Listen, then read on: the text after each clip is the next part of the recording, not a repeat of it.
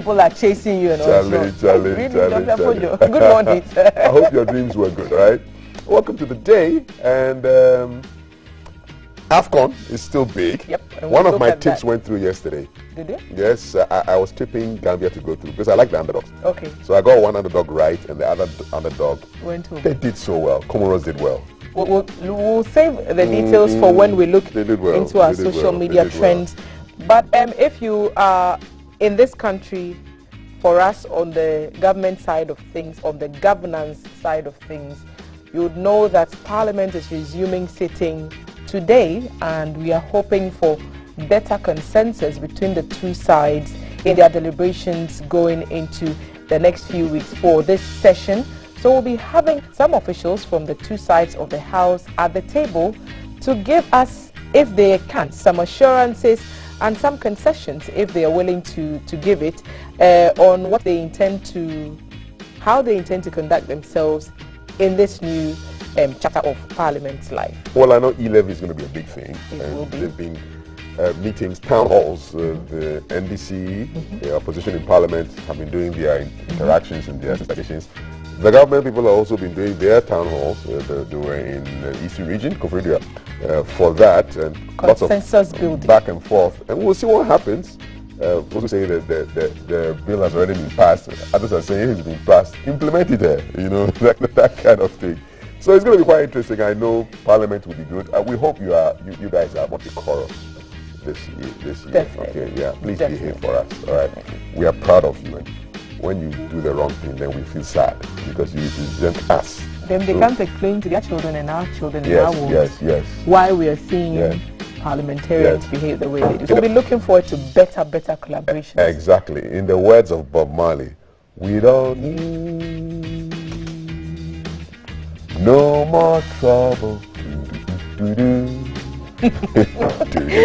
Welcome and thanks for joining us. We are grateful to our sponsors, Awake Purified Mineral Water and Adonko Next Level Energy Drink. Also, thanks to Acoustica Clothing for my lovely outfits this morning. Follow Acoustica Clothing on Instagram for ready-to-wear, brilliant outfits, and you will be happy that you did. Aku_clothing, and you will not regret it. Acoustica Clothing is a page to follow on Instagram. Okay, so there's a health conversation we'll be having in about 21 minutes, and it's on heart palpitations. Yeah, those kind of rhythms that happen in your chest and you're not feeling too comfortable. What causes heart palpitations? We're getting that from our doctor, so that's a conversation you want to be part of. And our WhatsApp number is 055-556-1034. Somebody said I should slow it down, so I'm just respecting you. 055-556-1034. That's our WhatsApp number. Okay, so we'll start off with our wisdom nuggets for the day. Remember that we'll be doing rush hour. We'll also be keeping an eye and the how to be active with a chat between Valerie and Papi, so you don't want to miss that conversation. Join us across our social media handles. We're streaming live on Facebook and also on YouTube. You can reach us via Twitter and Instagram using the hashtag GTV Breakfast. And Dr. Kofi Osekusi will start off with our wisdom nugget. Indeed, it's essence of wisdom.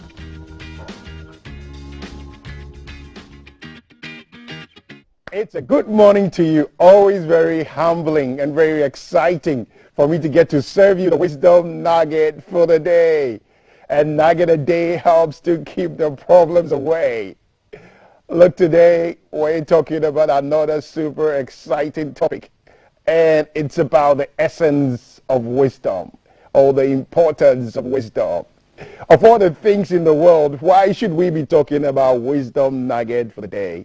There are many things we need in life, right? And there are more, perhaps, things that look like they're more important to look at and discuss on a day-to-day basis. But hey, I know you agree with me that wisdom is so fundamental. Wisdom is perhaps the most essential attribute to achieving all the big things you want to achieve. Imagine wealth without wisdom. Imagine position without wisdom. Imagine being a leader without wisdom. Imagine being a wife without wisdom. Being a husband without wisdom. Imagine marrying a guy who lacks wisdom. Now, he's going to mess you up. He's going to have no serious goals. Perhaps will be beating you every single day. Imagine going to a school where the teachers don't have wisdom. Wisdom is the most important attribute that we need to build anything in life, to build a home, to build a family, to build a business.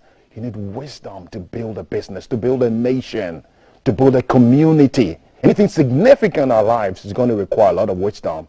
And so it's so critical that we prioritize wisdom. We seek to accumulate wisdom. We seek to build up on our wisdom. Nobody has it all. Nobody can ever get everything. But what we want and what we need to do is to make it a priority, to seek to accumulate that on a day-to-day basis. And some of the ways we do that is simply by learning from mentors, by learning from our own mistakes, that from time to time you stop, like at the beginning of the year, you stop and re-examine your life and look at the mistakes you have made and how can you do better. Like praying for wisdom based on your faith, praying for wisdom. It should be the number one thing that you want to be doing on a day-to-day basis. Even learning from animals, learning from ants, learning from spiders, imagine the spider. You can never discourage a spider. Even in the biggest palace, spiders are there. It means nothing should discourage you. Hey, hopefully that you've gotten a few things about why wisdom should be the number one thing that you should be looking out for on a day-to-day basis. The greatest thing you should be seeking to increase in on a day-to-day basis. I wish you a fabulous day. It's always good to see you. And I'll see you again on the Wisdom Nugget for your day.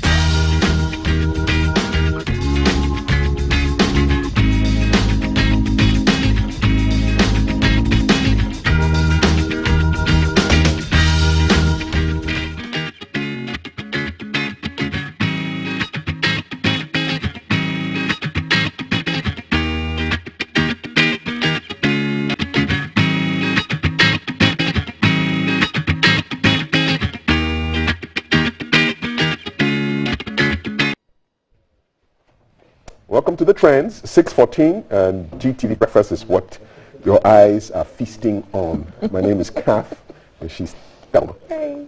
What's up? What's in the news? What's in the trends? So, AFCON is still ongoing. The host nation is still in the tournament. All right. They've made it to the next stage of the competition, and they had to go through Comoros Islands. You know, you remember our friends from the other side. They had to beat them to get to where they were. But it was the utterly spirited performance of Comoros that stole many hearts on the night. This was a team that had both goalkeepers taken out or who couldn't be fielded because of COVID, and they had to put one of their back boys in the pole. Left back, right? And his numbers Charlie Yeah, gave him number 3. So they have to renumber the young man to become a goalkeeper and then put him in the pole. And what a job he did. And for like 20, 30 minutes, he didn't even handle the ball. You know, defenders are not supposed to be handling the ball. So he kept playing like a sweeper, though. He kept coming out, and I'm thinking, why are you so far out of your goal? He's a defender. Yes, so his whole defending mindset was there. And he did good things. But I think he did a fantastic job. He was a hero. Look at that punch. Look at that punch. I'm sure they might be given some kind of medal when he goes back. He did right. Look at the double save to the island. Wow.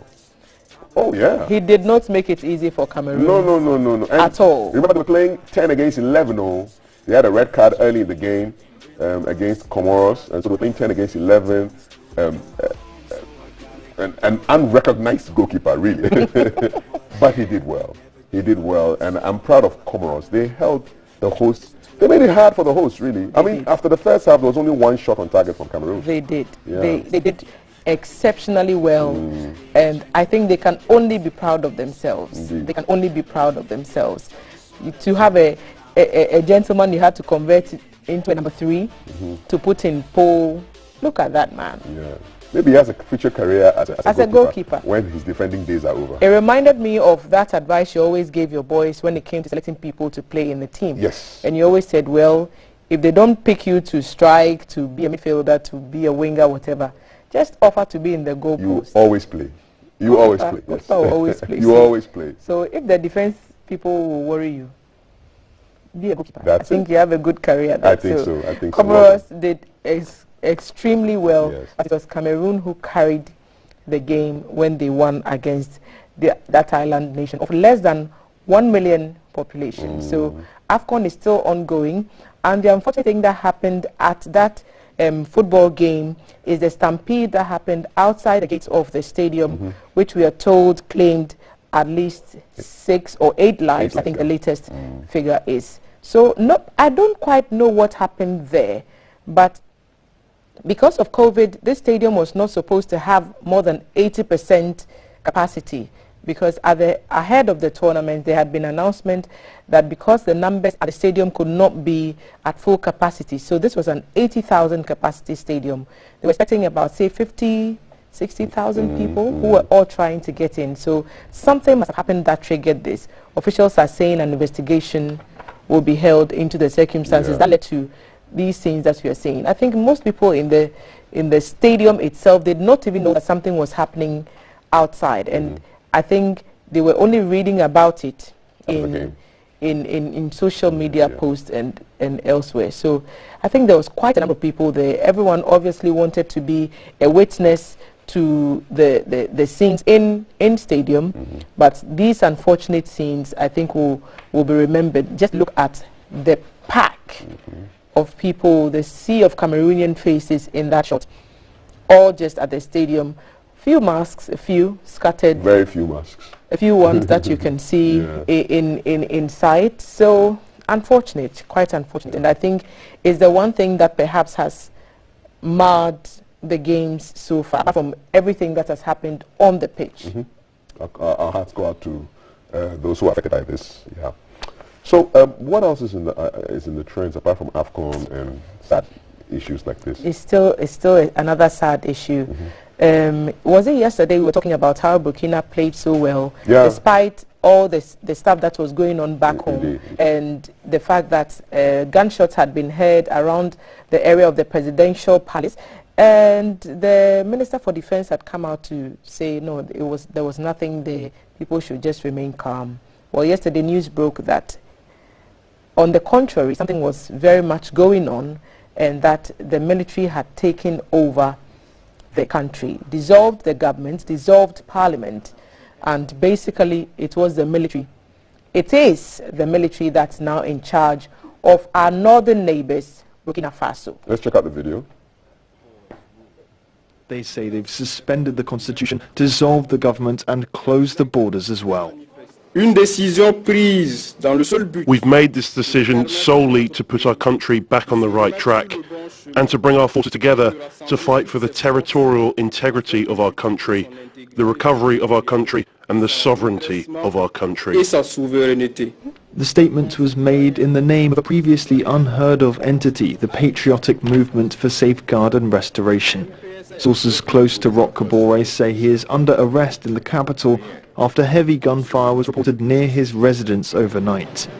Kabore's party says he survived an assassination attempt as an army mutiny rapidly developed into a coup d'etat. On Monday afternoon, this message appeared on accounts. We must at this precise moment save our democratic. I intend up arms to lay down in the interest of the nation. Now it appears this was too little too late. On Sunday, hundreds of protesters attacked and looted the headquarters of Burkina Faso's ruling party, while others set fire to makeshift barricades in a show of support for the mutineers. Frustration has reached boiling point over the government's failure to tackle an Islamist insurgency which has killed some 2,000 people and displaced 1.5 million. So, scenes from Burkina Faso. Yes, credit to France 24 for the footage. This chap in charge is 40 years old. Captain Sidsori Keida Wadraogo is his name.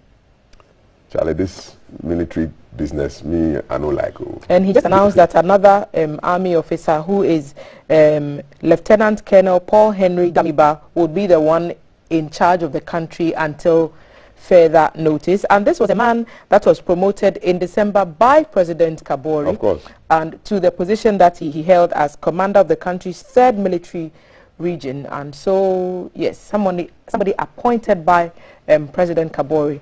There was a report asking about the safety of the president. The soldiers did say that he was safe, but nobody knows where President Kabore is. He was even tweeting, and then we were wondering whether the tweet was him tweeting or somebody who had taken his phone and was sending messages for people to remain calm. But we don't need this kind of business in. You see the people in the streets, at least some people in the streets, cheering the soldiers on, and their appear or their idea being painted is that they are happy with what the decision the military has taken and that they are in support of the mutiny. Look at the chap.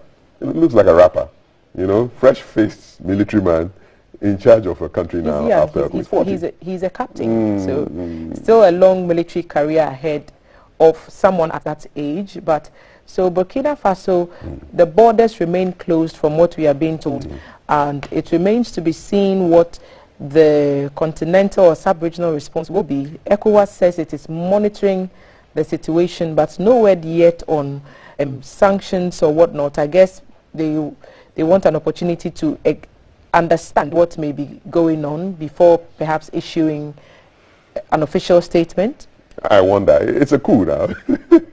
The man in charge is no longer there again. What else do you have to understand? Now, could be that.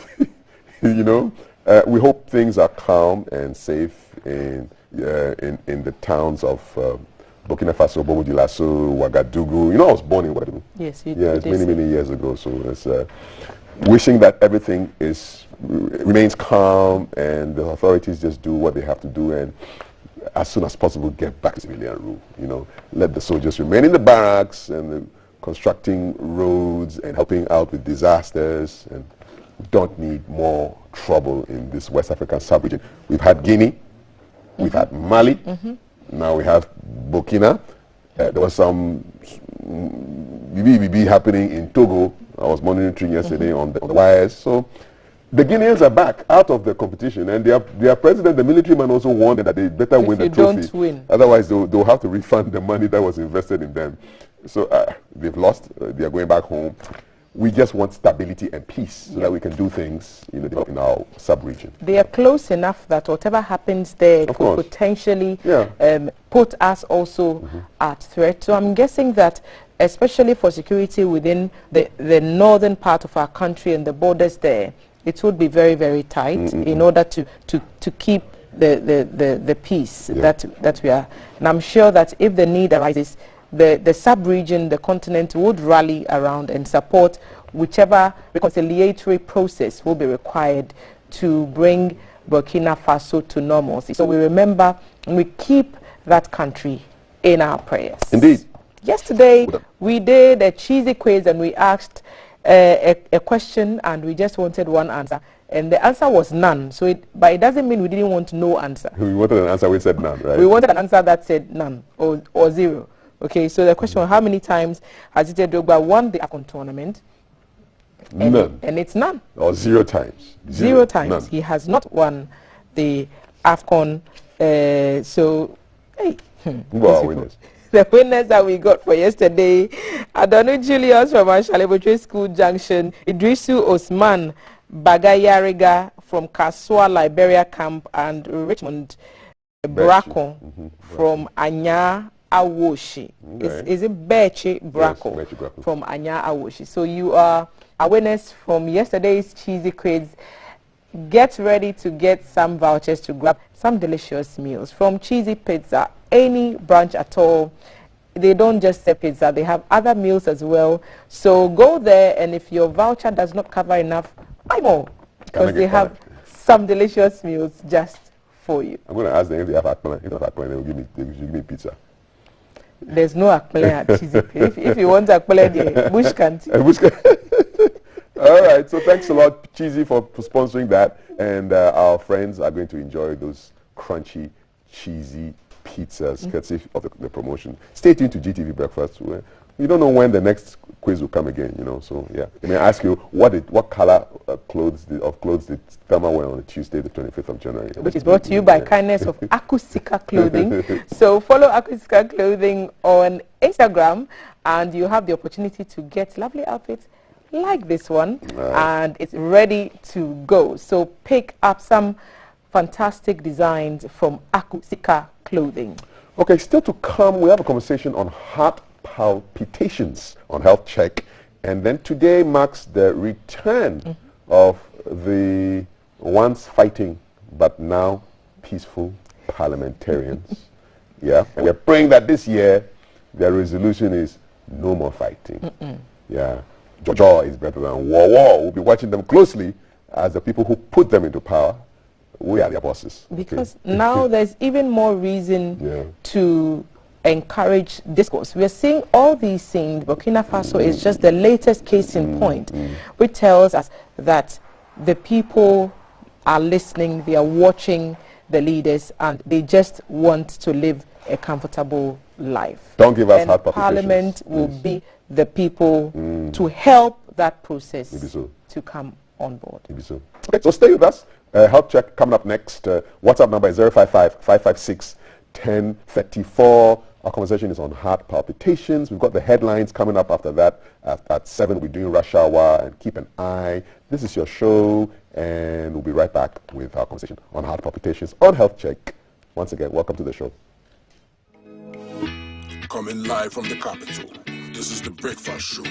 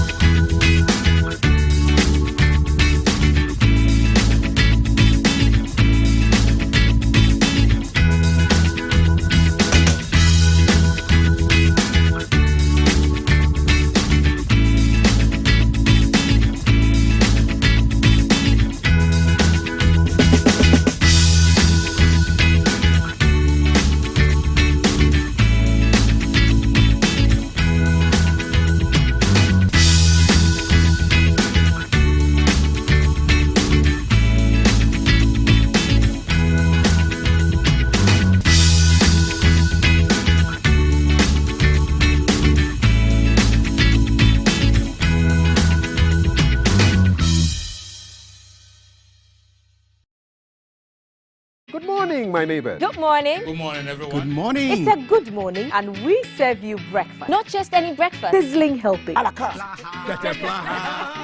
all the time. Okay, let's take a peek. I brought my spine. There are certain things that we do to help the children with their brushing. And there's much more on offer on GTV Breakfast. You want it served buffet style? On-site restaurant. Complimentary breakfast? Off of your plate should be vegetables. So in my lifetime, I haven't seen Ghana Black Stars win an African Cup. Can I show what is written on the back? Yes, definitely. Where's the camera? Just stand and turn. So what's your pleasure than Botras, yeah? At that time of the morning.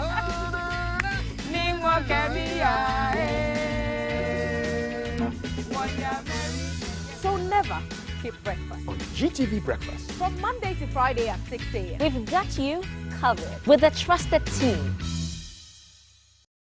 Live from GBC Studio 1, this is the Breakfast Show.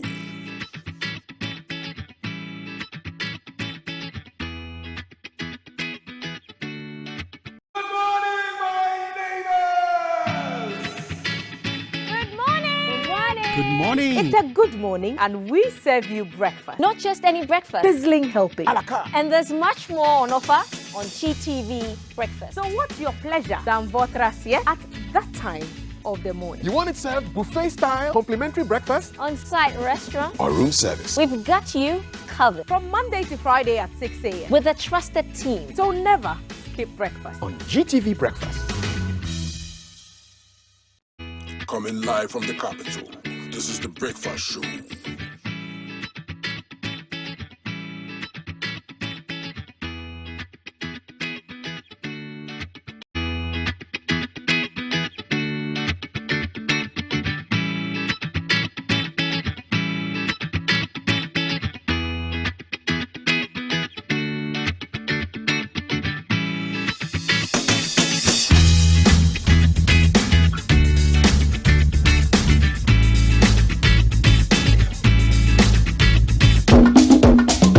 Breakfast Show.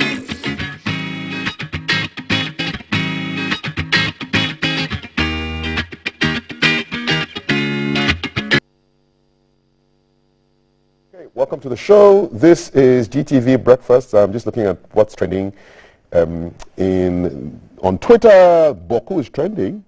ECOWAS is trending. Yeah, the military adventurers are doing their thing again. Burkina Faso is definitely trending. And then the Comoros goalkeeper, Shaker Al-Hadour, is trending. Mourinho is trending. I'm sure he's saying something again. He's always saying stuff and then he's getting in the news. Onana from the Cameroons, who was their goalkeeper, also trending. So big trends. We'll look through them in the next hour on the show. But for now, we're going into our health check conversation and we're looking at the topic of heart palpitations. My guest is Dr. Florence Akumia. She's a physician and she's here to educate us on exactly what heart palpitations are all about. Florence, hi, good morning. Good morning. Good to have you here. It's a pleasure to be here too. Okay, so we're talking heart issues. Let's first start with what a regular functioning of the heart should be. I mean, if everything is normal, for example, how many beats should our heart be beating every minute? So is there an average? Yeah, there is. Okay. So you're looking at between 60 to 100, but the lower the better, because you realize that athletes tend to have a lower heartbeat. Okay. So 60 to 100 on the average is within normal. Okay, 60 to 100. Yeah.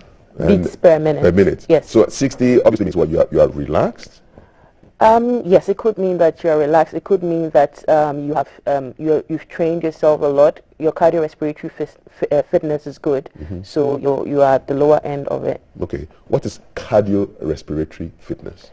That's what we look at to ensure that you are able to tolerate exercise, because it has to do with how much your heart beats when you exercise. So there's a target heart rate that you would want to reach when you are in active exercise. But outside that period, usually your heart comes to rest, and then it's in a resting rate of about 60 to 100 beats per minute. Okay. How do I increase my cardiorespiratory fitness? So it's about physical exercise. So you have to, so the recommendation is about 150 minutes in a week of moderate intensity physical exercise. Okay. So you'd want to work on that, maybe 30 minutes a day for about 5 days in the week. Or if you can do more than that, yes, at least that. Okay, all right. Okay, so yeah, exercise is the key to this. So now, we know what the normal thing is. What about heart? What exactly is a heart palpitation? Good. So when we talk about heart palpitations, we're talking about the sensation you have of your heart beating. And sometimes there's a visible pulsation that you may be experiencing around your neck, so as if your heart is beating rapidly. So usually it's due to the fast beating of the heart, or it may be due to an irregular beating of the heart. Occasionally it may be due to the heart beating slow, but more often it's when the heart is beating too fast or is beating with an irregular rhythm. Okay. What is a regular rhythm, so that I know when it's becoming irregular and I know what I'm talking about? What does a regular heartbeat feel like or sound like? Okay, so medically we call it a lap dub. So lap dub, but you're not supposed to have a sensation of it. You know, as you're seated right now, you don't really feel that your heart is pounding. As opposed to when you have physically exerted yourself and pushed yourself to the limit, you can actually feel your heart pounding. But with that one, it's explained because you physically exerted yourself and pushed yourself. But if you are supposed to be at rest and you're experiencing that sensation, then it's more or less abnormal. So you said lap dub. Yes, so the heart makes contractions, and when the contraction is pushing the blood out, it pushes them out through the valves or windows from one part to another. Okay, and that contraction, if you listen with a stethoscope, you hear something like a lap dub sound due to the moving of the blood from one compartment to the other. So, lap dub. Lap dub. Yes. Okay, all right. You learn something every day. Are palpitations normal? Can you live with palpitations? Well, so when you start experiencing palpitations, you realize that the causes are myriad. So we have to make sure that what is causing your palpitation is not life-threatening. If it is, it has to be addressed. And usually, you're not supposed to have this. You can live with it most of the time, but you have to identify what is causing it, because sometimes it's just anxiety or some psychiatric problem. So that can also be addressed with some counseling or psychotherapy. Yes, but then you shouldn't be experiencing palpitation on a regular basis. Okay. Yes. So we're in the football season now, and your favorite team scores, or you crash out of the AFCON, and your heart may feel different. I mean, what you feel when you're excited, or is that akin to a palpitation? Are those palpitations? It is akin. So if you get very excited, if you get very angry, we have some substances that are secreted into the blood. You know how the central nervous system controls the heart due to the substance. So when you are at rest or when you are not doing anything, those substances may be reduced. So you have your normal heart rate. But when you are more excited, it's akin to you being physically exerting yourself. So more of these substances, which we call catecholamines, are secreted, and then you probably will have an increase in your heart rate. And if it's so much or you are more perceptive of it, then you would experience palpitations. Are there foods that can cause palpitations? For me, I know that coffee is not good for me because it makes my heart beat in a way that I don't like. It's definitely not lap business. Something else. Okay. Exactly. So that's the case. So caffeine is one of the, so energy drinks some of them contain caffeine. So if you take those, some people tend to experience palpitation when they take very spicy foods. And then also if you take substance for recreation like ecstasy or cocaine, you can also experience palpitation. So drugs can Yes, even medications that are given for some conditions may be able to trigger palpitations. That's when you're experiencing them, you see your doctor, then they're able to ask you certain questions, examine you, and find out what is causing it. Can feelings of love or lust, can they cause palpitations? Yeah. Like I said, if it's going to cause excitement, yes, it can. So you have to be careful. well, it just shows that you're human, because it's not. So those ones are usually transient. They're for a short period. But if it persists or it's frequent, then it's likely to be problematic. Okay, and let's talk about problems. Can palpitations kill you? Yes, they can, because I mentioned earlier on that they can be due to life-threatening or symptoms of life-threatening conditions. So the heart has this electrical system which causes it to know when to beat. Okay, so we have an electrical conduction system of the heart. So abnormalities of the electrical conduction system can cause it to be beaten too fast, and we call those arrhythmias. So typically fast is tachy, so tachyarrhythmias. Fast beating heart, which could be at an irregular rhythm or regular rhythm. Now, if your heart is constantly beating fast, you can develop what we call a cardiomyopathy, where the heart, the muscles become tired, the heart becomes big. Yeah, because they're just working. Working. Yeah. So you can develop that. Now, the abnormal beat too, if it's very fast, it can also cause a cardiac arrest where your heart just stops beating, and it's fatal. It can be fatal if you don't have medical assistance to resuscitate. Are those the cases of sudden death that we hear about sometimes? Yes. Okay. What about the reverse? Can the heart beat so slowly that there's something, I mean, it's almost like slow motion. Yes. So, like I said, the same conduction pathways can have abnormalities that cause the heart to beat very slow. So you hear people with pacemakers. So those pacemakers kick in when the heart is beating too slow. That's less than the 60 that you'd want to. They kick in so that at least gives you at least a 60 beat. They set it as a rate for you. Yes. So too slow is also a problem. Just like I mentioned earlier, some people can even experience palpitation when it's too slow, but most of the time it's when it's too fast. But sometimes when it's too slow, you may black out, you may have a sensation like you're about to black out, you may actually black out, and then when you're investigated, the cause would be well elucidated. Can very young people get palpitations? Yes. What's the youngest case you've encountered in your work? I have seen 18-year-olds coming in with palpitations. Like I said, so we have cardiac pathologies that can cause it, and then we have the psychiatric problems, and then we have miscellaneous metabolic problems and the rest. So some of them may not necessarily be cardiac, but cardiac forms about 43% of the causes of palpitations, and the psychiatric is about 31% of the causes of palpitation.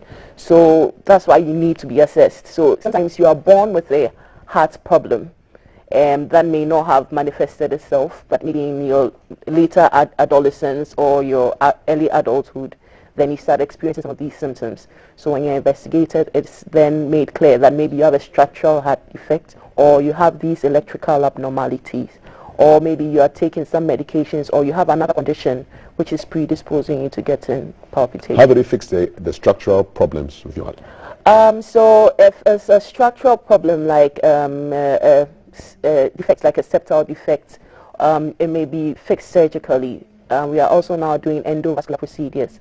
The National Cardiothoracic Center does a lot of that. What is that? Break it down for us into English. So we don't do open heart all the time. Sometimes they go through the vessels, yes. Okay. So that's inside the vessel, endovascular. Okay. But then sometimes you also require open heart surgery to fix some of these defects. And then some of these electrical problems too, you may be born with it. Something, I don't know if you may have heard, but there's a common one, Wolff-Parkinson-White syndrome. Okay. How does it manifest? It may manifest as palpitations.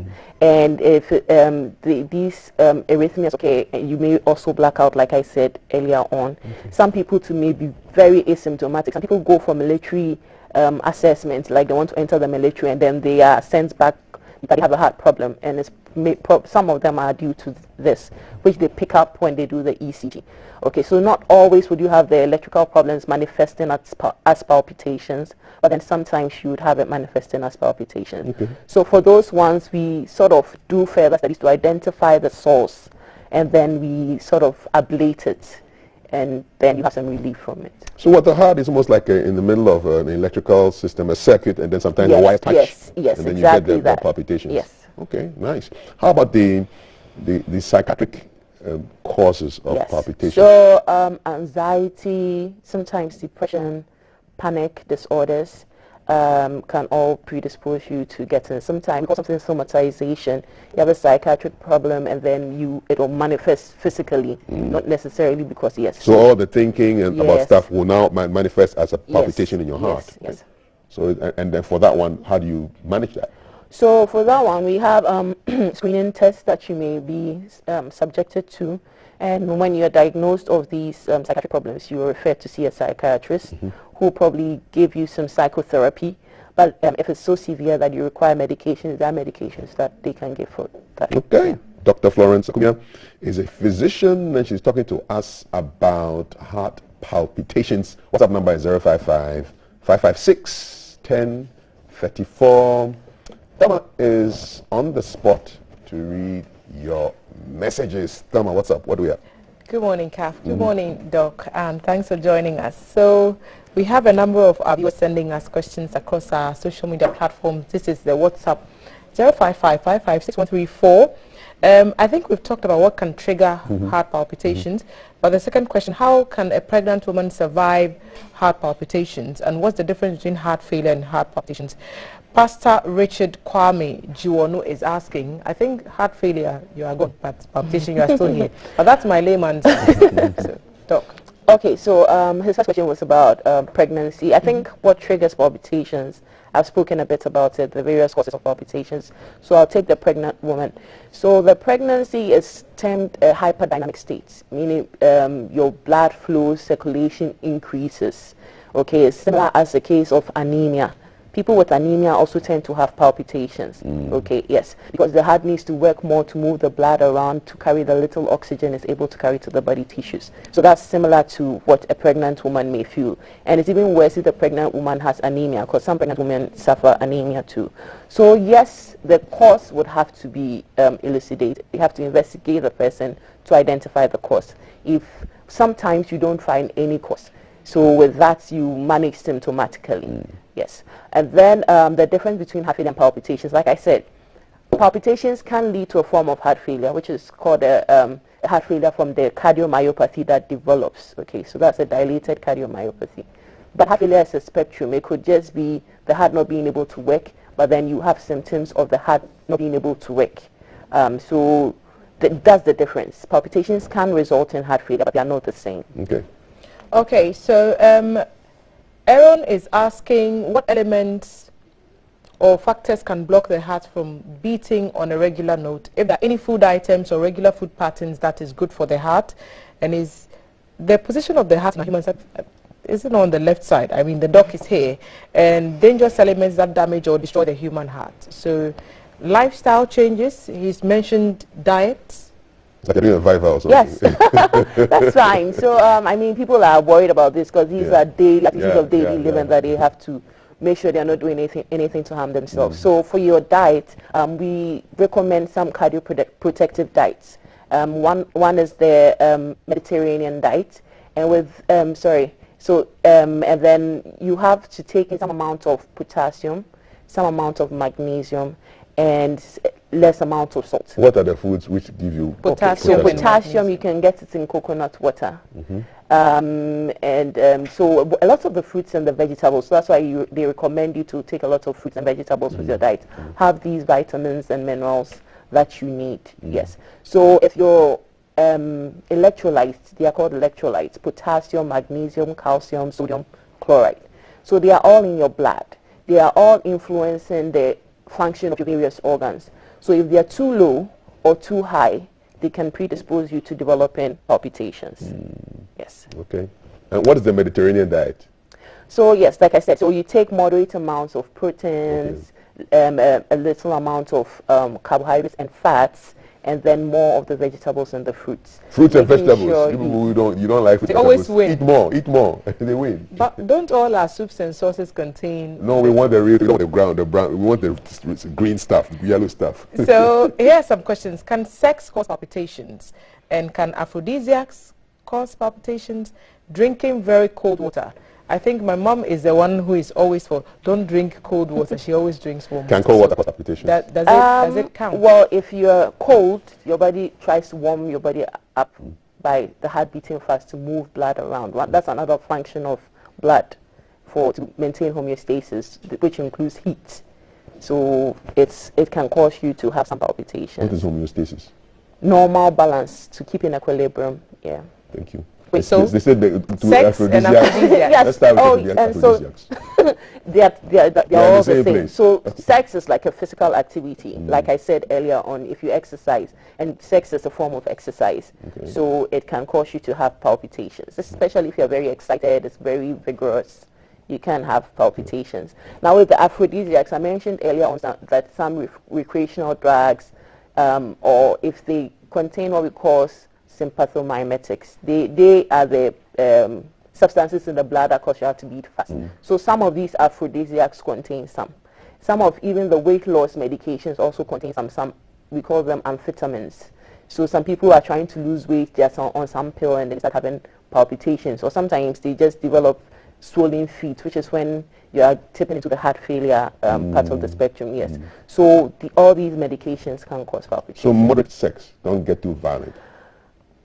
Yes, as much as you can tolerate. Thank you. I'm having a swell time on this side. Joe from Ajay Kojo wants to know, please, can kidney problems lead to heart palpitations? Awesome. So that's a very good question. It can, because the kidney gets rid of some substances that are toxic to the body.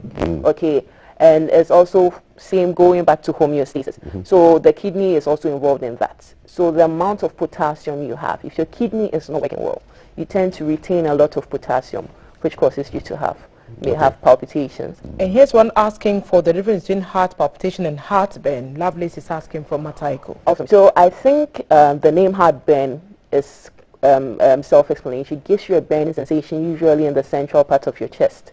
It's often due to stomach problems, like maybe a peptic ulcer disease, or when you have reflux. It occasionally may be due to cardiac problems too. Some people don't have the typical heart attack sensation of a gripping pain. They rather have it as a burning sensation, especially in very obese people and the elderly. So if you have heartburns too, you need to have it assessed. Check it out. It's not just your Kagari that can give you heartburns. Okay. It's going to happen. Rhoda Kennedy is saying, good morning to you all. Thanks, Dr. Florence, for the education. And here is one that says, good morning, Kaf. My husband is a vegetarian, so we don't take spicy food, so we don't eat outside. Does that help when you reduce the amount of spices in your food? And eat. Yeah, so I mentioned earlier on that spicy food could result in palpitations. And the thing with the vegetarian diet is that you also lose out of some nutrients from the meat side. So you can still develop anemia, what we call the megaloblastic anemia. So it's a different type of anemia from the iron deficiency anemia. So anemia can cause palpitations. So if you're so strict with the diet, you're not supplementing with other medications or hematinics, and you develop anemia, then you can have palpitations, but not necessarily just because you're a vegetarian. Quick question on sickle cell. People with sickle cell condition, are they prone to heart palpitations? Yes, because they are more often in a state of anemia. Okay. All right. I guess to go back to the eating, here's a question from Richard again. Can not eating enough cause heart palpitations? How do you know if your body is in starvation mode? And in fact, this is the real key for the new GTV Breakfast Show. Kudos to you. So, Pastor Richard is still asking more questions. Irregular Can eating, not can it eating cause? enough cause palpitations? Well, if you're hungry, I think it can kick in your sympathetics, and then you may have palpitations, like an edge. You know, inkete, that's what we call it locally. Okay. You have this hunger pangs, Okay. which may get you to have some palpitations. Right. His next question was whether how you know when you're in starvation mode. You get hungry. You get hungry, but if you want to do some tests, we call something starvation ketoacidosis, like those on the keto diet. Right. So you tend to secrete ketones in your urine too. Mina Hunter Franco Bab has a ton of questions here. Please take us through intermittent sigh breath. I don't even know what that means. Inferiority emotions, food and drugs interactions, spiritual exposure to bad environment. How about a heartbeat of 42 per minute? So what's the acceptable, how many beats? So we said the lower limit is 60. Okay, so if you have 42, then that's a problem. Okay, so there are cases where it could be, 42 is quite low, so you probably need an investigation, maybe a 24-hour monitoring to find out if you're having any of these arrhythmias that cause you to slow. And then you may need a pacemaker, like I said earlier on. But some people who are very, very physically active may have about 55, sometimes 50, the athletes. When you do their ECG, they may have about 55, which is unallowable.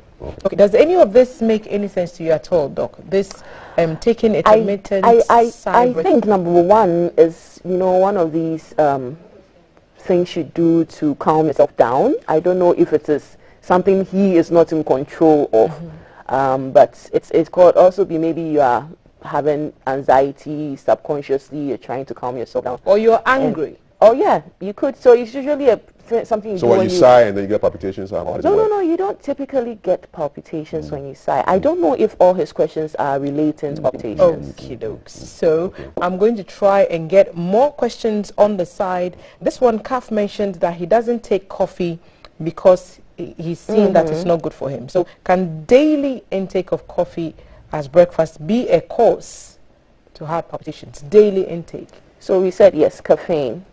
So it depends on how much he's taking in a day. What's the so it varies from person to person. You can build tolerance to it. So some people are able to drink 5-6 cups of coffee and they're fine. Somebody takes just 1 cup of coffee and that's me.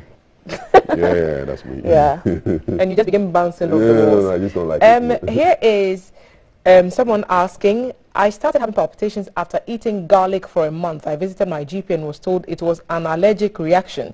It was realized it was garlic. Okay, so garlic was causing palpitations. Garlic I said earlier, spicy food can cause it. All right. Okay, so not too bad. Thank you, Pastor Aaron is saying for answering his questions.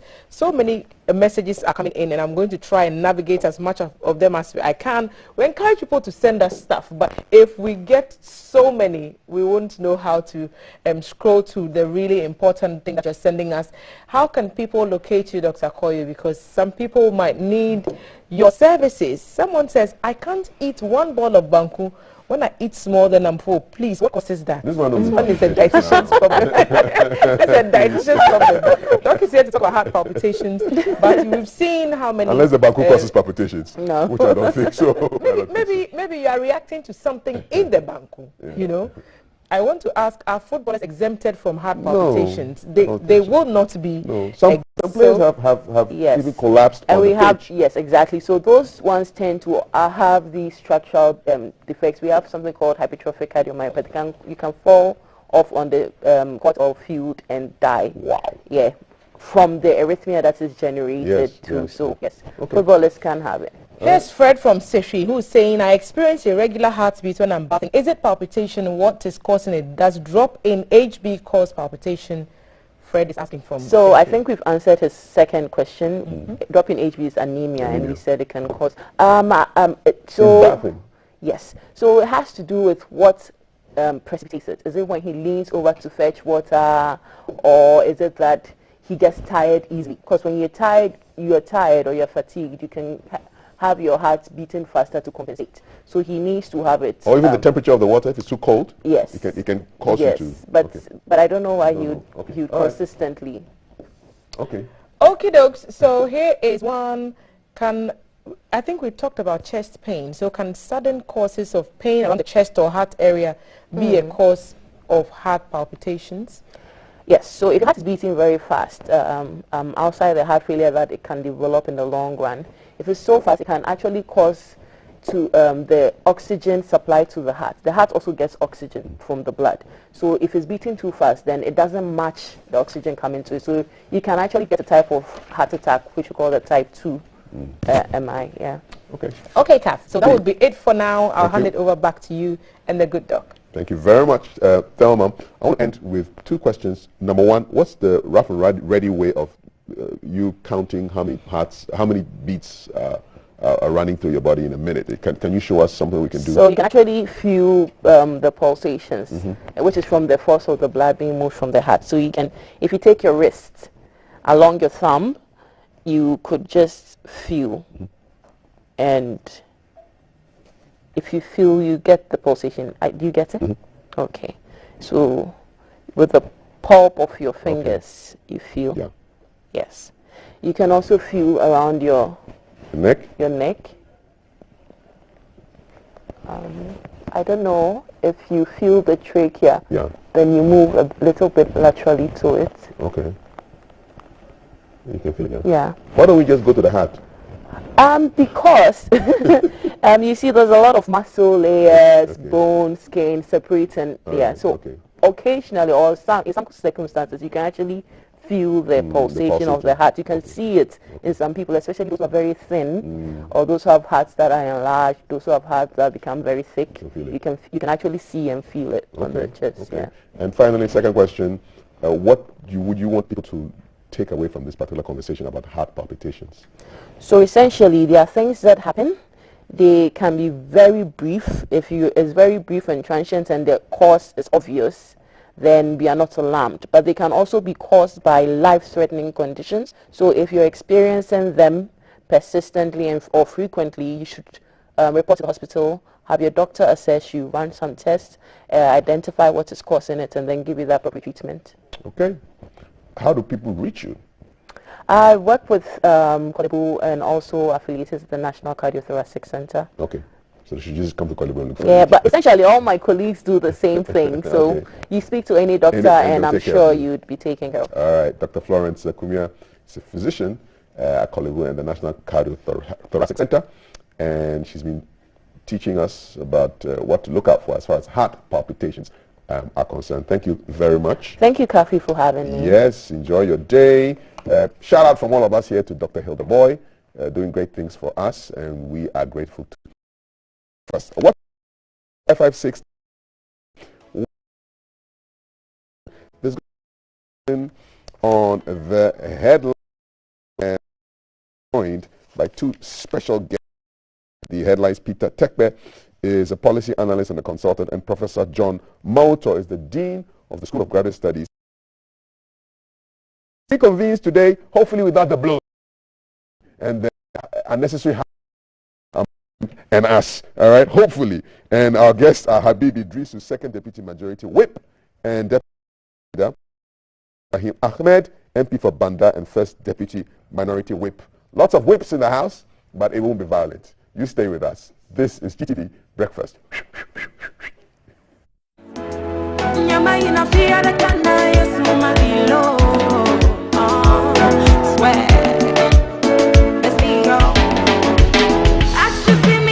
Coming live from the capital, this is the Breakfast Show.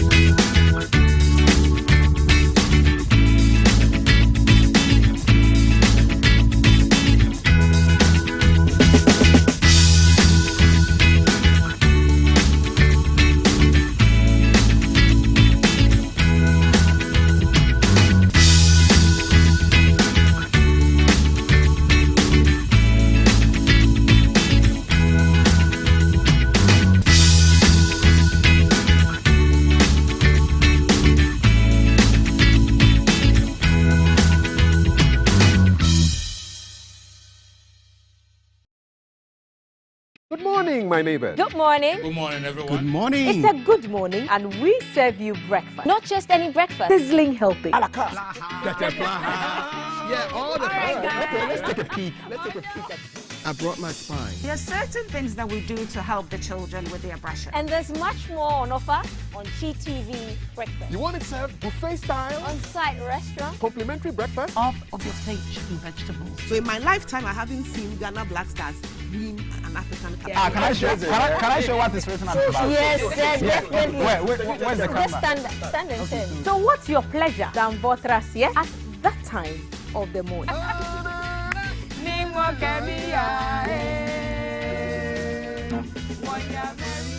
So never skip breakfast. On GTV Breakfast. From Monday to Friday at 6 a.m. We've got you covered with a trusted team. Live from GBC Studio 1, this is the Breakfast Show.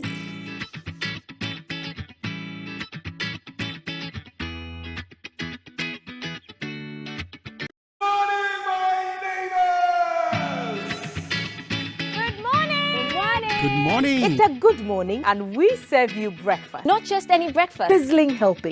And there's much more on offer on GTV Breakfast. So what's your pleasure than Botras, yeah? At that time of the morning. You want it served buffet style? Complimentary breakfast? On-site restaurant. Or room service. We've got you covered. From Monday to Friday at 6 a.m. With a trusted team. So never skip breakfast. On GTV Breakfast. Coming live from the capital, this is the Breakfast Show.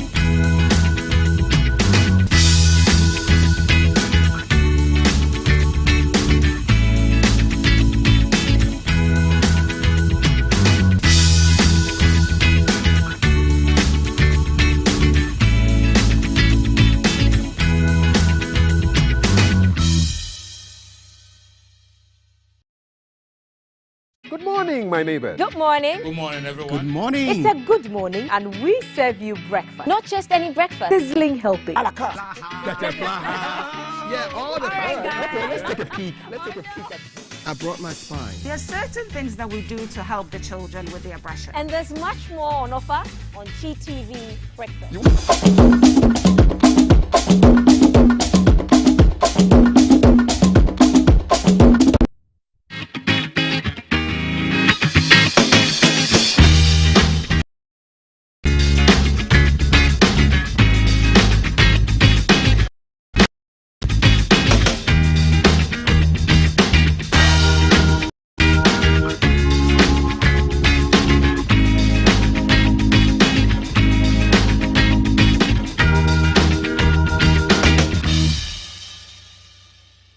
It's 7:08 and you are watching GTV Breakfast, 25th of January 2022. Today is the day that the parliamentarians reconvene in the House for conversations that should be interesting to all of us. I know e-levy is going to be a big story, and we'll be having that parliamentary conversation later on in today's show. So you stick around for that. 055-556-1034. What are your expectations for Parliament as it reconvenes? A week later than they should have come in, I must say. They were supposed to be in on the 18th. Today is the 25th. So a week away from that return. And I, for one, I'm praying that what we saw last year does not repeat itself. From the beginning to the end, it was, choosing violence. We don't want that, okay? What we also don't want is military adventurers. But it seems that in Burkina Faso, the military say they have seized power and overthrown President Roch Kabore. So this announcement was made on state television by an army officer who cited a deteriorating security situation for the military takeover. And Mr. Kabore had faced growing discontent over his failure to stem an Islamist insurgency. If you're watching the trends, this earlier on today, you would have seen scenes from Burkina Faso with a very young-looking captain in charge of affairs, making a statement to the nation, telling the world that this is what they've done. And they cited quite a few issues with the jihadists and the insecurity in the Sahel region affecting what's happening. They thought that a lot of their people were just being killed by these jihadists and terrorists, and they felt that the security situation could be better, and so they took the law into their own hands and overthrew the country's constitution. And the president is, for now, under arrest somewhere. We don't know. But it's a big issue because Burkina Faso is our neighbor to the north of this country. And whatever instability that happens there has the potential of affecting the environment in the sub-region. We will be getting some information and speaking to an analyst on this to find out exactly what the implications of this are. So keep it here on GTV Breakfast for that. And when it comes through, we will keep you updated. It's a headline in today's daily graphic. I'll read a couple of the headlines and then I'll bring in my guests and we'll have a conversation. So, military takes over in Burkina Faso. President Kabore detained. It's on page 5 of today's daily graphic. And then the other headlines include a 6-member car-snatching gang busted in Tamale. Of course, Parliament resumes today. E-levy on top of the agenda. Apiati tragedy, of course, company that hauled the explosives has been closed down. Ghanaian Times, 2 quack doctors busted over fraud in illegal abortion. We have PFAG pushing for implementation of benchmark discount policy reversal, and the educational minister talking about a coherent policy for PTA dues and levies. The Finder leads with issues of strikes, so Fair Wages urges cooler heads over ongoing strike by worker unions. Impact of e-levy on reducing public debt explained, and Speaker Bagbin says a hung parliament presents an opportunity to correct past errors. My guest seated is a policy analyst and consultant, Mr. Peter Tekbe. Welcome to the show. Good to have you here. Thank you very much, and good morning. Good morning. First of all, your thoughts on what's happening in Burkina Faso? Well, it's a worrying situation, especially because the relationship between Ghana and Burkina Faso, we're just neighbors, and so the effect is that these kind of issues, which are security issues, you have people, trooping into your country, and once you have military taking over, and you have people living in such in that country, and then you also have the borders, even though we have been closed. What it means is that people will then find, ways of, seeking shelter, especially the less privileged. And the impact is that when they come into your country, because they are constrained in terms of resources, how to live, then they become security threat to you as well. So when things like this happen in countries around you, especially looking at the questions of the border between us and them, then it becomes worrying for us to also stem up our security to ensure that we don't have the negative impact on the citizenry, especially in the sub-region or within the border. So it's a cause for concern, especially with our security manning the borders, to ensure that we don't have that threat, not in terms of, the impact on the country, but these individuals who comes in, the kind of mindset they have, what they seek to achieve, what they want to do, it is a cause that we have to be very concerned about. Worrying trend though, because you see Guinea, Wahala there, Mali, and it looks like the whole West African sub-region is, if not boiling, in ferment, and then just to the north of this country, we have this happening in Burkina, skirmishes in Togo. As a West African citizen looking at this, are you seeing any trends? Well, the reason why we have to be concerned, and especially, is because all these issues, start from somewhere. And there are challenges that cause people, like economic situations, and people think that they are disadvantaged. People think that somebody is not doing what is expected of him. And this conversation starts from somewhere that you have no idea. What we need to be very much alert on is to look at the situation that happened. Okay. And our citizens here as well. Then that is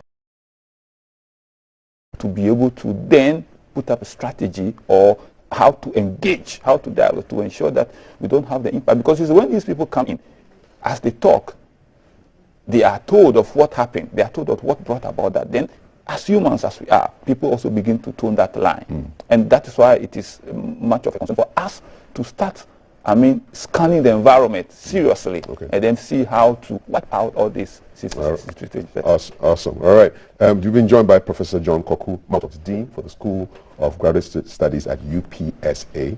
It's good to have you here. And we're just looking at the events of yesterday, or maybe even 2 days ago, because there were mutinies in Burkina Faso, and there was speculation as to whether there was a coup or not. We'll be having a big conversation on that around 7:30. But just your initial thoughts on what appears to be a military takeover, this young captain who's there making statements. It's the same script that is played over all the time. There's a coup, they come in, they tell you that they're not happy, and they have to secure the country. What are your thoughts and the implications for what's happening in the West African sub-region? All right, good morning, Kofi, and thank you for having me as well. Good morning to my colleague. I wasn't surprised. I think there have been a number of predictions by security experts last year, if you have monitored the situation very well in West Africa. And most of these predictions were based on the economic livelihood of people, and then the worsening situation of most people by COVID-19. I think I read a paper last year on the economic, the prediction of coups in especially the sub-Saharan African countries, and Guinea was one of them. And then I think the writer even predicted about 6 more. I think some couldn't probably materialize, but we don't know. We still have a few years in it. Burkina Faso, we all know, has been one of the unstable countries in West Africa. They've experienced a number of coups d'etat, and over the years, it also happened that they have several ethnic groups like Ghana, about 59 when the last time I checked. It tells you that some of these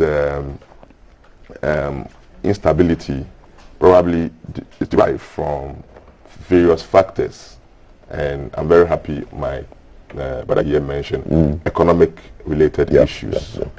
Kofi, today there's nothing like good governance when the very tenet and principles of your governance doesn't address the economic livelihood of the people, okay, especially the youth who are so much in a hurry to make it in life. Okay, your population is dominated by the youth. So if your policies will not address the problems of these healthy young ones, then be rest assured that whatever somebody provides, they will accept it. Okay. Now, Burkina Faso, we know, is purely an agricultural-based economy, where about 80% of their population is employed by the agriculture sector. And even though we all know the menace, brought on various countries by COVID-19, they were also hit very hard. But data also shows that a number of their companies also collapsed. We didn't have that data that shows that there were a number of interventions to address their problems as done by other countries. Are you okay? Yeah. It continued.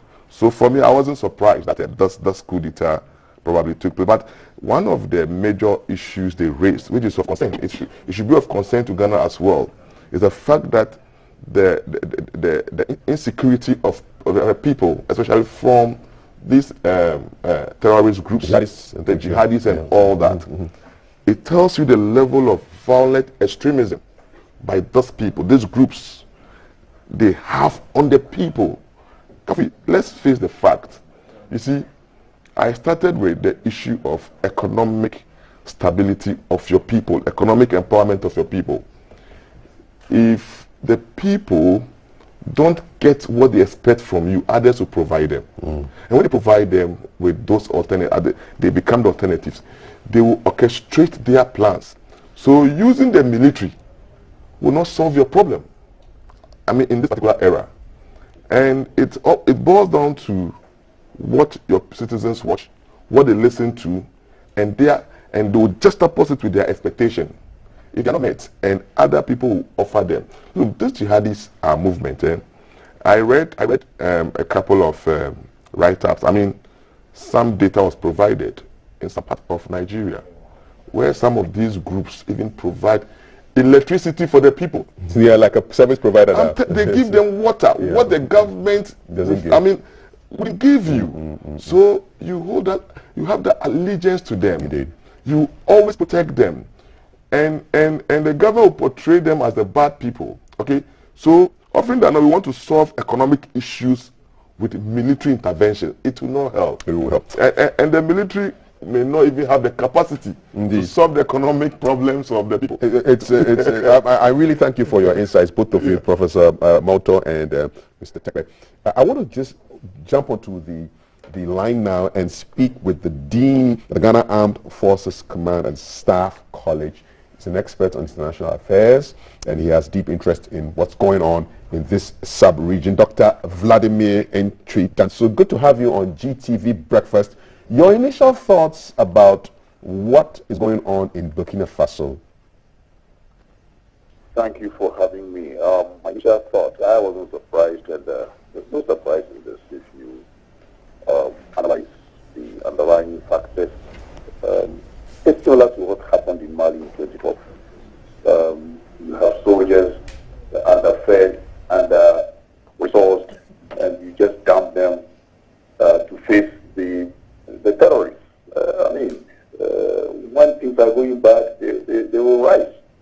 And when they rise, like the mutiny that happened, and they think that the mutiny alone will not solve the problem, they will like to take over. So I wasn't surprised. In terms of what we know about how these things happen, which is not a conspiratorial kind of coup, this is something which was to be expected. Why should Ghana care about what is happening in Burkina Faso right now? Because and any part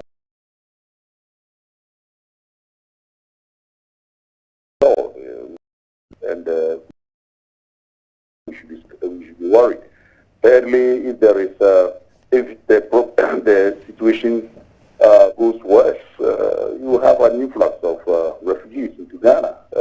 Economic-wise, it will affect us. Security-wise, I mean, we should, well, as soon as there is something bending close to your doors, I mean, in terms of theory of security, you should care. Look, NATO, Yugoslavia was a part of NATO, and Yugoslavia is just at the backyard of EU. And so NATO has to go in and stop them. So normally when the backyard is there, you should be concerned. The soldiers have suspended, they've closed borders, they've dissolved the government. What next in this script that they are writing? You know, obviously the script clear. If they didn't do that, they will be, it's treason. So all you have to do is to take over completely. And if you don't suspend the constitution, you have no right to rule.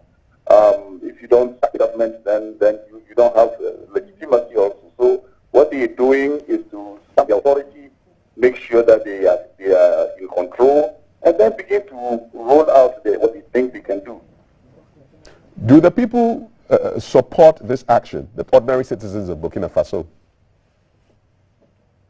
Well, it's not clear. Normally, when there's a jolt like this, you have some people supporting the situation if they think they align themselves with the cause. And so it's too early.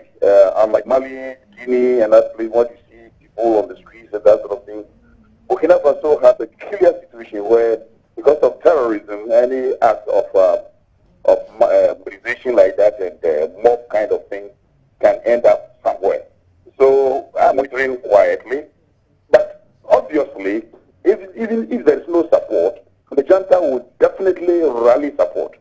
They will orchestrate it. So we should expect that. What is the likelihood that this coup is supported by foreign elements? There's always an element of foreign support. If it's not foreign at all, you have people in the diaspora who must be working towards this. But I can't put my thumb on this. Why? Because I don't think it was that conspiratorial kind of coup, a coup that has been planned over time. Probably there is that element. But you could see that this was because of the mutiny, because people were unhappy and the mutiny cascaded, and then some brave officers decided that let's turn it into a coup. And so, yes, somehow this is how things work in Burkina Faso. If you were to be advising the president on what's happening in Burkina, what would you be telling him this morning? Our president? Yes, indeed, our president. Well, number one, to try and get more intel on this, intelligence on this. Number two, ensure that our borders are secured. Number three, just the normal condemnation is a normal diplomatic thing. So you should have to condemn it and want the coup leaders to ensure that there is stability. That's the main important thing. They shouldn't be killing left, right, center.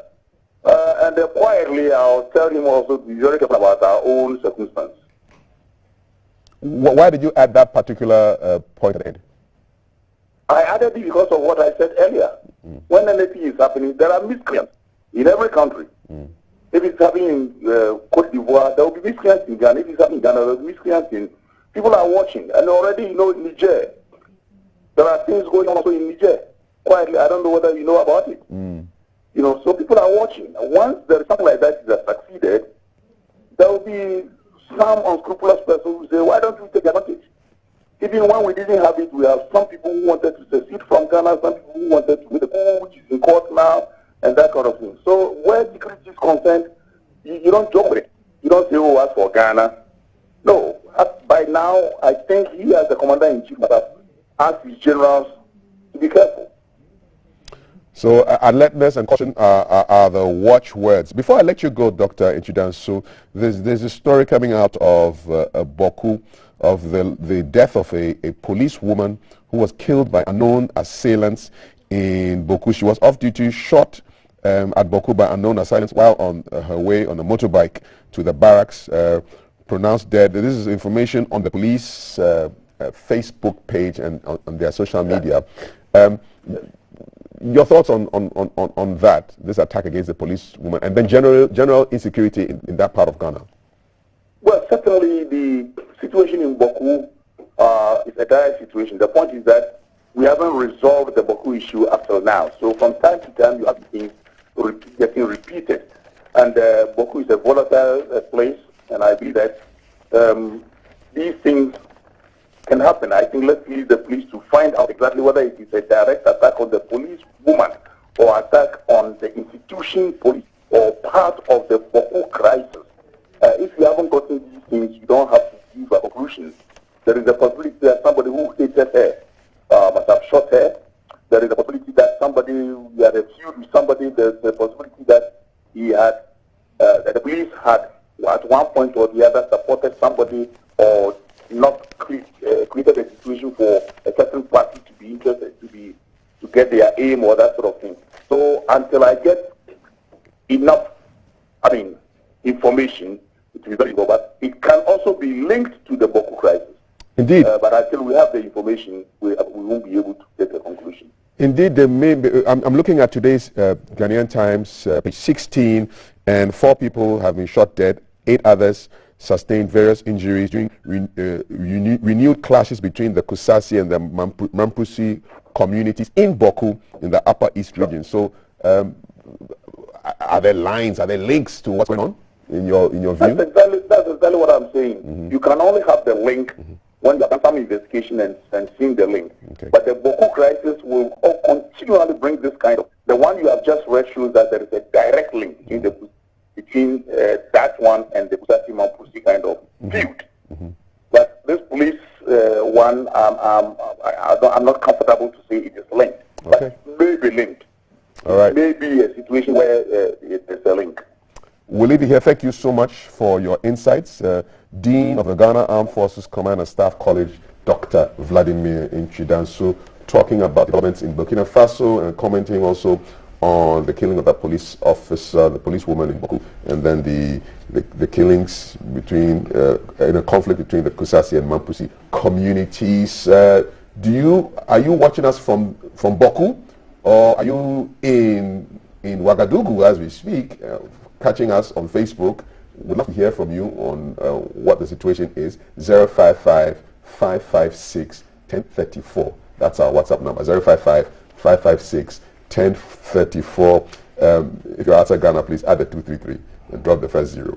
And then get in touch with us on that. This is GTV Breakfast. My guests are here with me to discuss the headlines in the news today. Peter Tekpe is a policy analyst and consultant, and Prof. Malto is a dean of the School of Graduate Studies, UPSA. Big news in Ghana today. No, the boxing ring has not been reopened.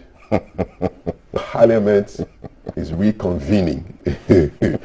And the Speaker says it's an opportunity to correct past errors.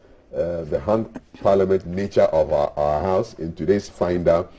And Daily Graphic just leads with Parliament resumes today. E-levy on top of the agenda. And there have been lots of conversations on town hall meetings with amongst the NDC and then with the government as well, all focusing on e-levy. Suffice it to say that this year is going to be the year of the e-levy. Is that correct, Mr. Tekpe? It's not bad to say so.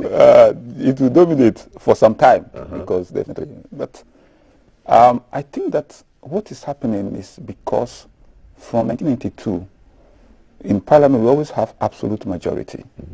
And so we, as we normally say, the minority will have their say, but the majority will have their way. So I believe that in the past, Parliament did not appreciate engagement among themselves, how to collaborate, because they know that minority definitely would like to make the government of the day unpopular, and whilst the majority will also do everything to make sure that those in opposition also remain there. So normally there's kind of this friction. Where we are now is where they need to exhibit that leadership of engaging each other. And that is what was missed from the beginning, where they should have realized that the result of the elections should tell us that we need to now engage each other more. And so before anything comes to the floor of the Parliament, the actual work of Parliament happens at the committee level, happens behind. What comes to the floor is the end result of what happens at the committee level, where they engage each other and they discuss a lot of things. They miss out on this particular one because they might have thought that, after all, I mean, as usual, we'll have our way.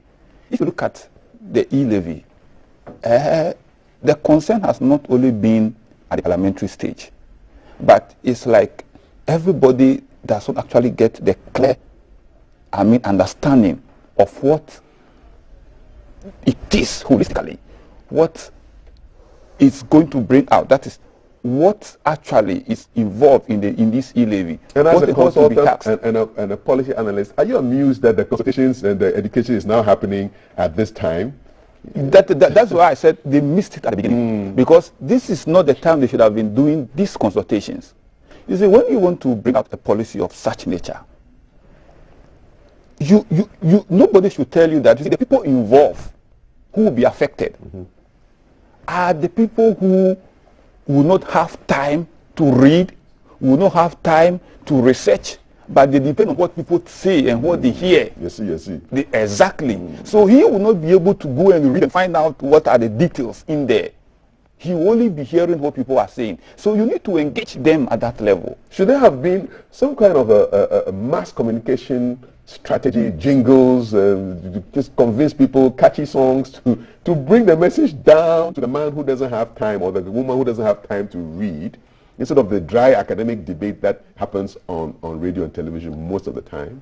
Well, there's no way government will be able to engage all of them, but we have some groupings, and you cannot, look, even if government want to make it 0.1%, you still have some people who will say no. Take away the point. Exactly, take away the 0.1. So at any point in time, somebody will be against it. But what the point should be is that if you look at the groups that are kicking against it, the civil society groups, even the telcos themselves, and the minority. It means that government did not engage properly from the beginning.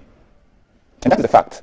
If that has been done, look, we wouldn't have seen the brother we saw in Parliament. So engagement is the key thing, your key word. The nature of Parliament we have now, engagement behind the doors of Parliament should be 90% before everything comes to the floor. Exactly. Engagement first. It's an iceberg. 90% is under the water, and that should be the engagement. Prof. Malto, Parliament is reconvening.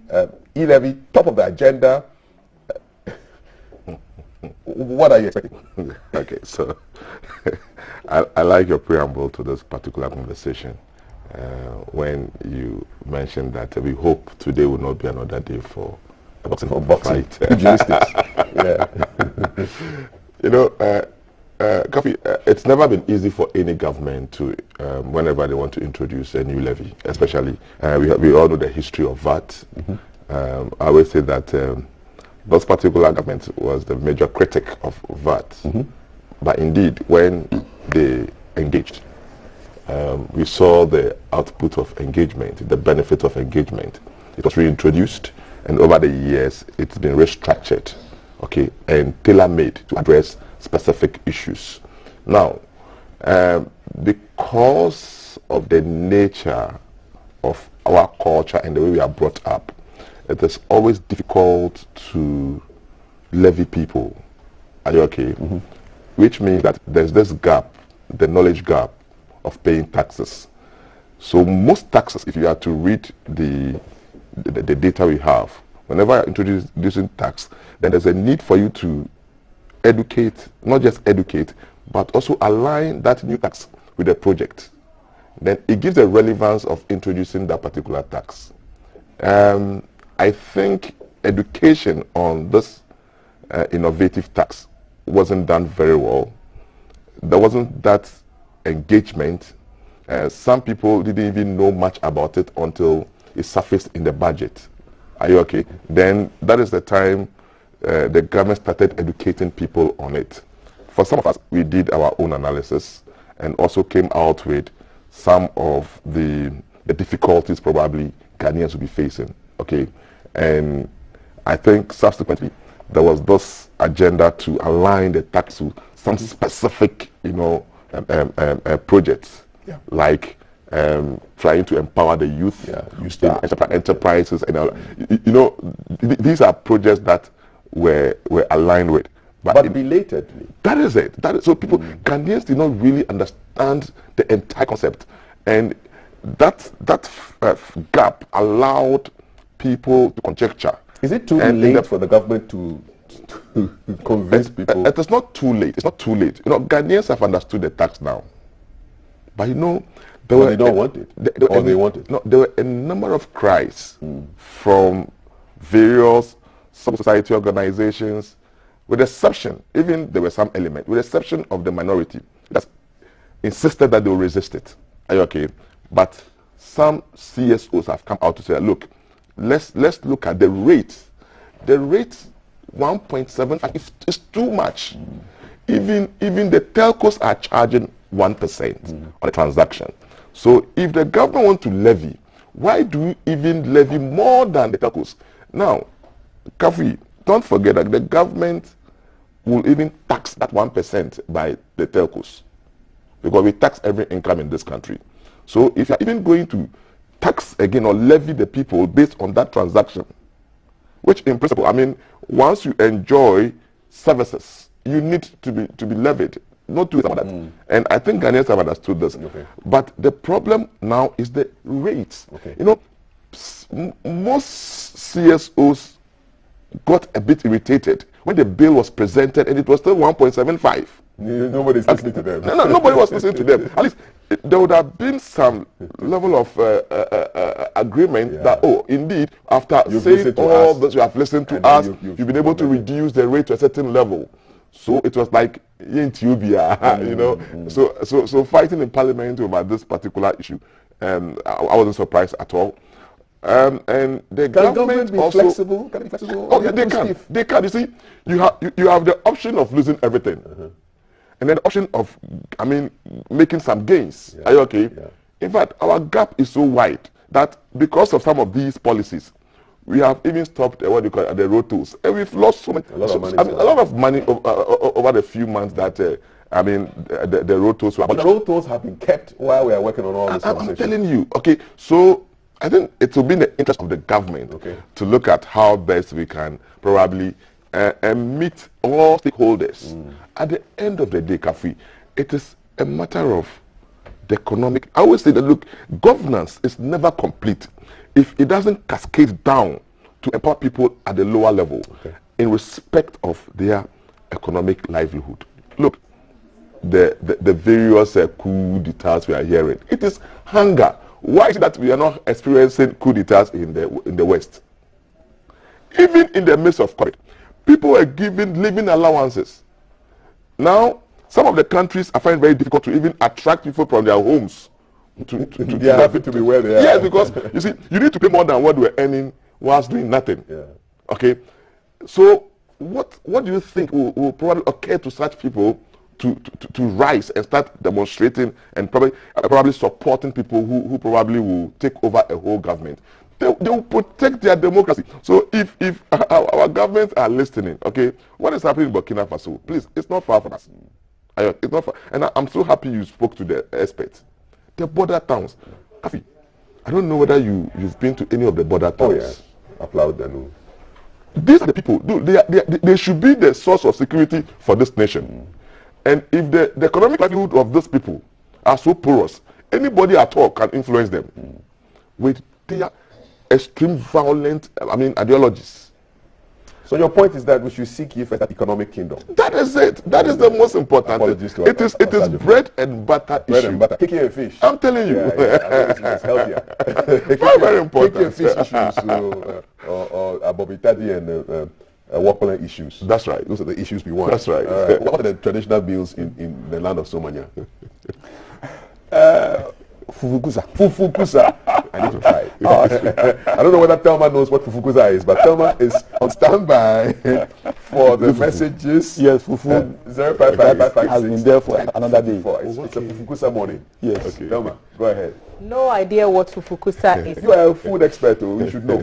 A leftover fufu. So introduce it to me. A leftover fufu. Oh, yesterday's fufu. No, yes. I don't even like the fresh fufu. So the leftovers. Yes, I'm ready for that. Man. So the leftovers, it's a no deal for me. Here's a message from Ali in Tamale. He's saying, I'm deeply worried about the military takeover in Burkina Faso. Our security agencies should be extra vigilant around the borders. Citizens must also report unusual behaviors. Ali sent us that message from Tamale. And Aaron is talking about e-levy. He's saying it's not going to do us any good, but rather increase economic hardship in the system. E-levy will collapse some mobile money transfer operators in the system. E-levy is a shadow indirect double tax in the system. Increased price of goods and services. Below average income earners will feel the strong impact of e-levy. That's according to Aaron Babakuko, Commissar from Latebiokoshi. Thank you, Aaron. More messages coming in. Someone has sent us a video. We'll check it out and then we'll let you know what they're asking us to check on. Good morning, Cafe, distinguished guests. Concerning the coup in Burkina Faso, the professor made valid points concerning youth and what offer they get, which the government must look into. Look at what happened in Nima. SICAF, there are hundreds of such young ones. All it may take to sway them is a better offer. He put that in quote. And look at what's happening to graduates, NAPCO. They are the same youth the professor is referring to, and there are students graduating every year. Lastly, look at the e-levy issue. The whole country is against it, but the government of the day and its supporters. I think government must sit up. Parliament reconvenes, a tall one. Democracy across the world is hit by COVID. Revenue collection is at low. My advice to Parliament is that the country must move back to work. Partisanship must stop in debating how to move the country forward. The consensus must be reached. We beg the parliamentarians not to fight again. Ghana needs to deepen its democracy for the lesson for other countries. Mr. Ampoma sent us that message. Let me try and see if I can navigate to a few more. No, I think that's it, but you can keep them coming in. The WhatsApp number is 05555 CAF. All right, Thelma, thank you very much for the messages. I just want to pick up on something I heard there about look at the youth in Nima. So last week there was some conflict between the youth of Nima and Mamobi, and the police are actually in doing a lot. So another suspect in the Nima-Mamobi confrontations has been arrested. So I'm just reading off the police Facebook page. In collaboration with the National Investigation Bureau yesterday, on Sunday, arrested suspect Farouk Dauda, alias Omondi, age 31, who was part of the rioters of the Nima-Mamobi clash. He was arrested at his hideout in a suburb of Accra based on intelligence after having been in hiding after the incident which occurred on January 18. During the interrogation, he admitted his involvement in the said clash, where he was captured in a video footage wielding a machete as he identified himself in the said video footage. Search conducted on him led to the retrieval of a wrapped substance suspected to be Indian hemp. He's currently in police custody assisting with investigations. Efforts are being made to arrest all other persons involved in the violent incident. And these days, when the police arrest you, they blur your face. So you don't really see the identity of the person, which I think is good. Innocent until proven guilty, and you don't want to expose people to all kinds of things. So thank you for that update from the Ghana Police. Check them out on Facebook and on Twitter for more updates on issues affecting you and I. It's 7:46, got about a quarter of an hour left for this, or maybe half an hour left. And we're looking at stories in the news. We looked at Burkina Faso coup d'etat. We've also looked at resumption of parliament. My guest, Mr. Peter Tekwe, who's a policy analyst and consultant, and Professor John Koku, Mount or Dean of School of Graduate Studies, UPSA. WhatsApp number 055-556-1034. More news. Let's look at issues of fraud, illegal abortion, and quack doctors. So on the front page of today's Ghanaian Times are two gentlemen, Samuel Owusu, Brett Aful, quack doctors who have been performing illegal abortions and defrauding people. So they've been arrested by the Medical Dental Council in collaboration with the police for defrauding foreign-trained medical doctors and practicing illegal abortion. Bright is only 29, and he is said to have defrauded medical students. And Samawusu, 57, practiced medicine and conducted illegal abortions. So they've been collecting money from some foreign-trained doctors who applied to write the council's pre-registration assessment examinations. And they gave themselves titles, you know, Dr. Bright, charging between 1,000 and 20,000 Ghana cedis. No, 10,000 and 20,000 Ghana cedis. Money paid in installments or in a big sum. And he takes this money under the pretext of helping them to pass the examinations, claiming that he has links with top officials of the council, and they collect the money to secure questions for them. So this is just Apo on a higher level, you know, on a professional level. Mr. Tekwe, how do we just definitely, how do you use policy to deal with things like this? Well, these things will forever be with us, and it will be difficult for us to erase it entirely. But you talked about how policy can help us to deal with these things. We have supervisory agencies, we have regulatory authorities that place oversight responsibility over these institutions where these individuals who call themselves, doctors or so, and other professions, operate under. And what matters is that these people operate within communities. And we have laws, processes, procedures. We have these agencies that have their own ethical value, that have their own laws to make sure that these professionals are operating at certain standard, certain level. To be able to determine where they're operating from and who is operating is to look at the communities in which these things take place. The agencies under which these things are happening, they need to get their men on the ground. We need to have a monitoring team such that this monitoring team will put surveillance on operations of suspicious characters and also places where we seem to have activities taking place. But this body is also on security. And so somebody can be operating this from his own home. How do you know? Because people will receive visitors, people will come out.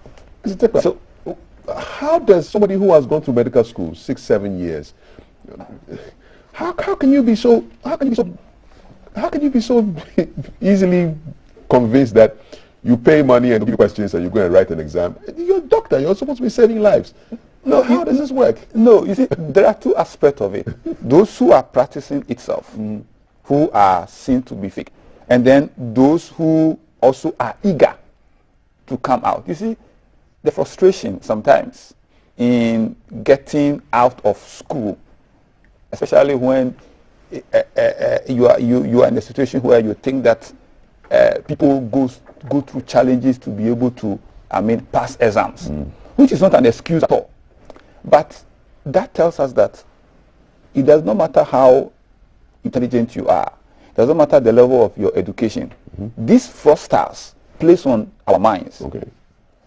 And so he knows that you're desperate for a job. You're desperate for bread and butter issues, as Professor Mato was and he knows what people go through in passing these medical exams and the law exams and other exams, and other professional exams. He knows what people go through. So he thinks that, look, there are others who, even when you present the questions to them or you want to engage them on this, and even if it is real, they will say no.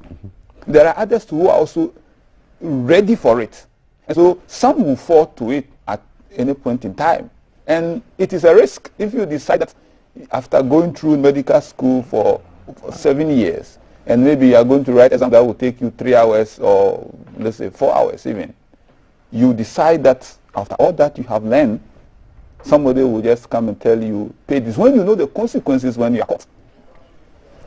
That's also beats imagination, but it comes out of the frustration that people face, that we want to always have the easy way of getting the result, and that's the challenge. So we don't want to sit and think outside the box of the challenges of our actions, but we think that at the end of the day is the result that I want, and that's the issue. We want the result, and how the result comes about, some don't care. All they want is that they want the result. I think I'm going to pick on this whole business of fraud and illegal activities by so-called professionals. And just yesterday I was speaking to a friend who said that she graduated from a private university, and somebody from the university called and said, we can give you a higher grade if you pay some good money. I was shocked. Yeah, they can actually influence your grade if you pay money. Anything happens. Playing on this frustration that Mr. Peter Tepper was talking about. And I'm just thinking, I mean, if you made such an offer to me, I'll report, go to the police, and then come back and then ask you to make the offer again and record you, and now I have evidence. How many we report? Exactly. That is your cultural orientation. That is your beliefs. Are you okay? That's your beliefs. How many people, I mean, may probably do what you're talking about? But you see, Kafi, all this board, you mentioned policy, okay? Policy, how do you use policy to deal with these quacks? It boils down to our inability to constantly review our policies. Because for policies, they probably will not last for so long or address issues at any given point in time. There's always a gap. And whenever such people, such element identifies those gaps, they take advantage of it. You mentioned the Ghana medical related issues. You see, when you have a policy where people think that examination is the ultimate, somebody has gone to practice and probably learned that's outside and have to write the domestic examination in order to join the Noble Association of, the Medical Association of Ghana. And you will use examination to assess. So this one is just like a pre-practicing assessment examination. So which I think is just to test the basic knowledge you have in what you said you have practiced. For instance, as an accountant, probably if I have gone to read accountancy in UK and back in Ghana, I want to join the national, the ICE, the Institute of Chartered Accountants Ghana, and I've been asked to write something on accounting. Why should I go and buy questions? Okay, it's just to test my knowledge that I prefer to have in accounting. That is it. So they need to look at the gap for which a whole medical doctor who has been trained in the West, which is even believed to have better and modern equipment, okay, and they have to struggle. This is not just something that it's been reoccurring. I mean, some are saying that they should even abolish this examination, which I don't agree with, because there should be that the pre-testing of professionals who want to join our associations, because we may not entirely have data on what you went to learn over there. We need to test your experience. Okay, what you think you know. So it is good, but we have to look at the gap in policy and then address all those gaps. And this has to do with the fact, we all know the problem. Why do bread and butter again? Why do people go out there? Is it bread and butter again? No, not that person. Why do people go out there to probably meet their aspirations or become medical doctors? Because we don't have the opportunities for them here. Look, my niece is not a medical doctor in the US. This niece of mine did 3 years business administration in Ghana. She did nothing on physics, biology. Today, she's practicing in Minnesota. She was converted to become a science student. Thank you. How? Thank you. They have what they call a pre-medicine studies if you want to divert. We don't have such opportunities in our educational system. So we've been talking about this. Our authorities must listen that there are people who probably have learned, and I heard the Minister of Education saying this last week. They have that aspiration of becoming medical doctors.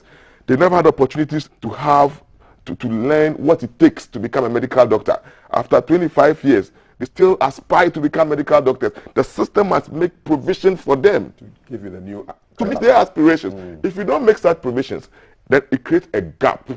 So here, I want to be a medical doctor. Whatever I have to do, I'll do it. That is why we have quack doctors in here. And even in addition to that, we don't even have doctors in most of the facilities nationwide. Indeed, so there's a huge gap. And if you don't narrow that gap, if you don't address the gap, you have people, those elements coming in to address the gap for you.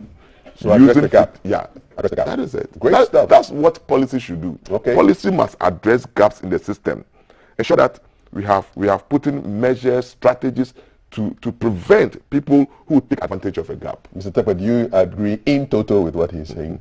Exactly. Because, you see, there are people who are naturally gifted, and he may not go to school to learn engineering, but that natural gift can turn him to become an engineer. Okay. So we need to create that space where an accountant, somebody who even goes to university to read courses different from engineering. If you go to do political science, and I want to become a medical doctor, there should be at some point where I can easily switch. Convert. Exactly. Like the business major to medicine. Yes. And you see, most of the time, those who practice, they don't just become professionals immediately after graduation. They go through series of seminars and training. So there are people who are even experts who might not even go to the usual 7 years to become medical doctors. But short courses, short training alone can make them become experts.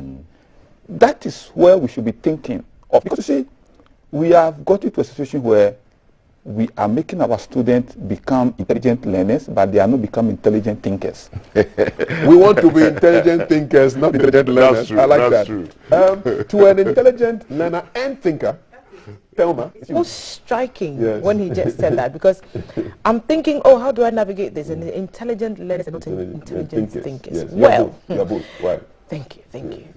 Little blessings and big blessings. Mena Hunter Franco Babi say, military coup in Ghana, dear, it's a no. Please let's pray for Ghana. He's reaching us from New Edubia. Say, like we say, tell us your name and where you're reaching us from.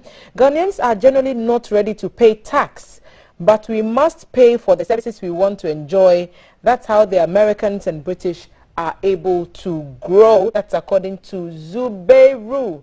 Thank you for sending that message. CAF, this is William from Ho. The government should stop the insensitive attitude and let go of this weak tax called e-levy. Okay, William Tenu. Okay, so wicked tax called e-levy. William sent us that message. What's TBBM Joshua saying? The government should think again, because that e-levy is not going to help Ghana. TBBM Joshua Tembila. Joshua sent that from Bimbila. Frederick says, it is serious to imagine that prospective medical professionals will stoop so low in order to become members of the medical council. If they don't have the confidence to pass the exams, can't they save lives? Key one there. Joseph is saying, GTV breakfast, simply the best. Thumbs up to the team. Joseph, thank you for sending us. You are at Jirapa. Thank you. We'd like to hear from members in all countries. Thank you so much. Justice, what's Samuel also saying? God has been so merciful to me upon all the ups and downs, and he's added a year.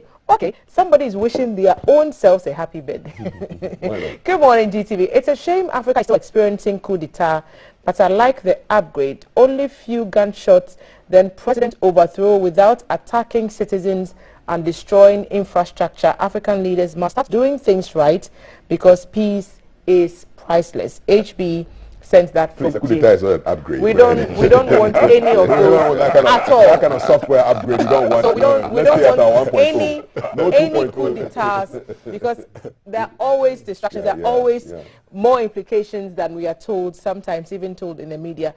Quack doctors busted over fraud, illegal abortion. I think for all these things to cease and come to a permanent, the government needs to put strong measures down with regard to illegal activities that may deter citizens from engaging in such acts. Aaron is reaching us from Latebiokoshi once again.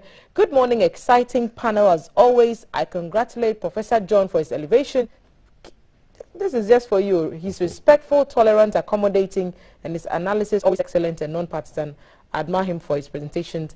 Yakubu is in Ganwest, so you have a fan in the Ganwest district, just in my backyard. It's worrying to hear the news of military junta in West Africa. This should be a wake-up call for the Ghana Armed Forces to strengthen our security. This is from the Kojo Thompson Road. Asaki is sending us that message. Courageous is also having a piece. We shouldn't compare Ghana to the British and the Americans about the e-levy because the average salary a Ghanaian earns a month is only 300 cedis. That's according to you. Thank you for sending us. By the way, please, how can we become intelligent learners? That's a question Ethel Aya is asking from Bema Camp in Accra. By the way, best morning breakfast show in Ghana. A very good morning to you. A very good morning to you as well, Ethel. Thank you for messaging us. More messages coming in. Good morning, GTV. We don't need that tax to be able to fix Ghana. Where is the 77 billion? Which 77 billion is he talking about? Lavictica says, I disagree with your panel because I know people who studied something different but are now lawyers. I know others who studied engineering but are now accountants. So I don't see where the disagreement is here. I think we are saying the same thing. We should be able to make that switch or swap if you want to, but perhaps the guest can answer better. GTV Breakfast, in fact, you guys are doing great, but my issue has to do with Burkina Faso. Is this the direction Africa is deciding to go now? Kafui, please ask our leaders for me, please. Isaac is also messaging certification and quack in Ghana. There are a number of intelligent persons with intelligence, but without certification. As a country, can we identify persons with talent or skill in an area and give them the capacity or license to operate? Mr. Ampoma is asking this question. We'll put it to our panel and see what they say. Good morning. This barrister Enoch is reaching us. My brother did mining engineering. Job is difficult to find. He wants to study another. He will have to go through another tedious 4 years. There should be a switch. I do support the gentleman. Government should adjust. So many messages coming in. Good morning. Just want to greet you. Please, we receive your greetings. This e-levy, those in power, we should allow them to pass the bill. 2024 is at the corner. Yet Sikaso, I think, is what the message is saying. Alberto sent us perhaps the last one. Yes, in the Akan language. Someone is sending a shout as well. Thank you for sending your messages across to us. Keep them coming, and I'll hand over to CAF and the team. Okay, thank you so much, Thelma, for your messages. Quickly, how does one become an intelligent learner? Somebody will ask you. Free consultancy. Yeah, so I was talking about we need to become intelligent thinkers and not intelligent thinkers. Yeah, how to become an intelligent thinker? So intelligent thinker is thinking outside the box. Okay. Where you look at issues and then you deal with the issues from the source. You look at issues where you don't have the resources that will enable you address it, but you are able to navigate to provide solution to it. Now, we are facing that challenge now because we have a lot of people going through series of education. They come out of the of university, and then when they get to the job site, when they get to the corporate world, they are stranded in terms of what they are being taught and what they are to do in their various job duties. Okay. All right. And so we need to close that gap, whereby we will not be focused on learning things that at the end of the day we will get stranded when we are presented with a situation that has no reference to any whatever you've learned. Exactly. So thinking outside the box. Yes. Great stuff. Another person who is not just thinking outside the box, but even out of the studio is Jay. And Valerie is going to link us to him. Hopefully she won't box him into a corner anywhere. Yes. Go ahead. Yes. Good morning. Yes, it happened. It happens. So we are keeping an eye with Jay. Jay is already on the ground. We're keeping an eye with Jay, and Jay is at the Teshi Nongwa Bridge Rails. There's some repair works ongoing, and previously residents and commuters of that road, and we complained. Keep an eye was there, and we are getting results, so Jay is about to give us the 411 as to how that's going, and he's on our screens right now. Good morning, Jay. What's happening, and what can you report?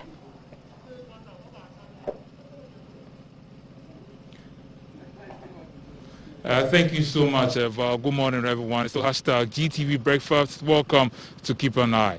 So like you rightly said, last year we were here to check on this ongoing project, and we're given an estimate of 2 months. Before sometime now, the project has been stalling for a while, and residents here have been wondering when work will be completed. So we are at the Teshinungwa Bridge, where it connects Teshinungwa north and south, and it's a major commute for drivers who want to avoid traffic on the main beach road. And as we are all well aware by now, on that stretch there is a major road construction going on, so this would have been a good diversionary route, but for now, because of this bridge, commuters cannot use the other side. So what happens is, for those who are coming from Ashama, who are coming from Lashibi, who are coming from Tema, when they want to avoid traffic on the main beach road, they can use this station in Wa route and use this bridge and avoid it and go all the way towards La Scala. They can even get to the Bush Road junction and even all the way to T Junction in Labadi. So this place is quite integral. So of course, with this bridge, which is not working, of course, the cause for concern. So before this bridge was constructed, previously they used to do a lot of repairs, and unfortunately it never lasted. So they decided that this time it will be a big project so that they can do it once and for all, and this is what's causing the delay. Speaking to some of the workers this morning, we were told it's because of the waters which are coming all the way from Ebri that they need to drain. That is what is causing the delay right now. But don't take my word for it. I have the assemblyman for Teshinungwa South. He's in the person of Honorable Tariwa Hassan, and he also gives us the 411 as to why this bridge, the work has taken so long for them to complete. From 2 months last year up to now, it's been too long. Sir, good morning and welcome. Morning. Yeah, so the last time we were here, the contractor showed you and your people this work will be done in 2 months. So right now, what's the situation? Why is it taking so long? Good morning to my viewers. Good morning to Teshinungwa State South, my people in the Zongo and the elders in the Zongo and my Ewa community. Our problem here is long overdue. Before they came to the site, they give us 2 months to complete the bridge. But as I'm telling you now, we are in the 7th month. They haven't completed the bridge. And when you see our people coming from Ashama, Lashibi, Sprinters, they all use the bridge to the Bush Road, to the main road. Our school children pass here to the school. First step, Downview, all the schools are here. And the churches. So when they are coming, like, they have to pass through the gutter. And it's giving us a big problem in this our community. We don't know whether the contractor, what is doing for us in our community here. So we are pleading, whoever gives the contract to the person, you should make sure that you come and check and make sure that the bridge is complete for the community. You mentioned some school children area. I see some access that has been created over there. So when it rains right now, for instance, or there's some kind of flood situation, what's going to happen? When it rains right now, it's going to flood the area. It's going to be worse more than previous we will be seeing. Yeah. What you are seeing there is the school who did it. What they are passing on the other side is the school who did it. So we don't know what the contractor is doing for us. So we are pleading the government, whoever gives the contract to the person, you should make sure that we will do it for the community. Thank you. Okay, thank you. So in wrapping up, have you spoken to your MC and all that, and maybe appeal to a contractor to come? Because the last time I was here, you were very sure, and he gave you his word that it will be done in 2 months. Yes. So maybe at this moment, you want to appeal to him and request that he comes and fixes this as soon as possible. What we are saying is, we cannot be begging them all the time. Yeah, we are telling the MC that here is our community. And the MC, our new MC, we have a new MC, Honorable Bodikai. Okay. As we are seeing, he's in 4 months now. He's a very serious man. So we are pleading to him that he should make sure that this bridge will be done in a month time. We are giving them time limit. Other than that, we will demonstrate and come to the assembly. So we are telling the MC that here is his community. He should make sure that the bridge is complete for our community. Thank you. Thank you so much. So that was the honorable member for the Estate South. Yes, speaking and telling and demanding that this bridge be done as soon as possible. The MP is done something. Oh, sorry. The MP and our MP, Honorable Aiku. Yes. Is constructing a next bridge as now, when you go there right now, you see a materials in the site. The contractor is coming first week in the next month. So we are thanking Honorable Haiku to do different bridge at the other side for us. So what we want to tell him is he should do more for the community. Okay. Thank you. Thank you. So in wrapping up, he's making an appeal to the MP and the MC as well. So this is the state of the Tishinungwa Bridge. In case you've been wondering why this side is still closed, this is the situation at hand. So the bridge will be done as soon as possible. And this is the situation at the Tishinungwa Bridge. Back to you, Val, in the studio. All right. Thank you, Jay. Okay, so those were scenes from the ongoing repair works from the Teshi Nungwa Bridge. And so if you're wondering why that is not in use, we just brought you visuals as to why it's not in use. And the assembly of the area has given, the MP is giving him a month or else he will demonstrate. Until the hashtag to follow is GTV Breakfast. Handing over to Kapi. Thank you very much, Val. So, gentlemen, we are just wrapping up our conversations on the various issues we've talked about. If you want to comment on what you saw, it would be good from your policy perspective or from your perspective, Professor Malto. I'll give you the first word. Yeah, I think there was just unfinished conversation we started with education.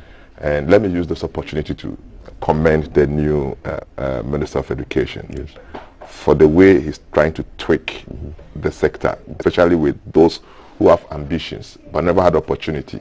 I think in recent times, it's piloting a project with UMAT, where we have visual art students who have aspirations to become engineers. So you are given opportunity to even apply to become an engineer. And I like the strategy. I just like, it's the beginning of like trying to make the system a bit flexible. More flexible. So that when you get to a certain stage, whatever you want to choose, you can swing to it. Okay, I think the one who asked the particular question, that particular comment on thinking, the thinking about what you call it, switching. Okay, it's possible in other areas, but not medicine. Yeah, most of my colleagues in accountancy, profession, are science. I mean, their entire background is science, but it's easier to go from science to arts. It's so easy. It's so easy. Even at level you could have done science to arts, but arts to science is but you provide some opportunities for them. Okay. I mean, get some pre-programming, learning, and then finally thinking outside the box. Okay, that intelligent thinker is the one who was trained by the market woman to go and read marketing, and did not go looking for jobs with CVs, but went back to Malata to help develop and rebrand his mother's business. Thank you. That is that intelligent thinker. If you have BSc in marketing, and you are wielding your CV on daily basis, going from company to company looking for jobs, whilst your mother has created a job for you that you can go and rebrand and employ yourself as well as employ other people. And call yourself marketing consultant. Thank you. Yeah. You are an intelligent thinker. Thank you so much. That's it. I mean, spoken like the good academic he is, Professor John Koku Mauto, Dean, School of Graduate Studies, UPSA. And I'll leave you with the last word, Mr. Peter Tekbe, Policy Analyst and Consultant. Thank you very much. Looking at the video from Teshi, tells us that we need to pay serious attention to our development needs. Yeah. And then we need to set our priorities right. Indeed. The reason is that these are the things that spark the controversies and the demonstrations. Strike action. He said strike actions and Assemblyman said it. Because you see, those people who live there, when you do this for them, you have solved a major problem. That gives them some peace. So I think that we need to prioritize our development needs. Okay. But unfortunately, the district assemblies and municipal assemblies are so constrained with resources. Most of them depend on the common fund. But they are surrounded with opportunities that could have enabled them generate money. Intelligent thinking. Exactly. Intelligent thinking. So we need to, look, because somebody will bring it, we've closed our minds in going out to look at the opportunities that are available for us to generate. They should leave it and so our minds will open. Thank you so much. Thank you. Gentlemen, I really thank you for your contributions. Really, really enlightening. I want to end with a statement that has come out from the Office of the Special Prosecutor, signed today, 25th January 2022, titled Commencement of Investigations into Banking and Financial Sector Crisis. The Office of the Special Prosecutor, OSP, has commenced full investigations into the banking and financial sector crisis, which precipitated the collapse of some banks and financial institutions and the financial sector cleanup and recapitalization reforms. The investigations target alleged corruption and corruption-related offenses perpetrated by officials of the Bank of Ghana, banks, specialized deposit-taking institutions, and financial holding companies.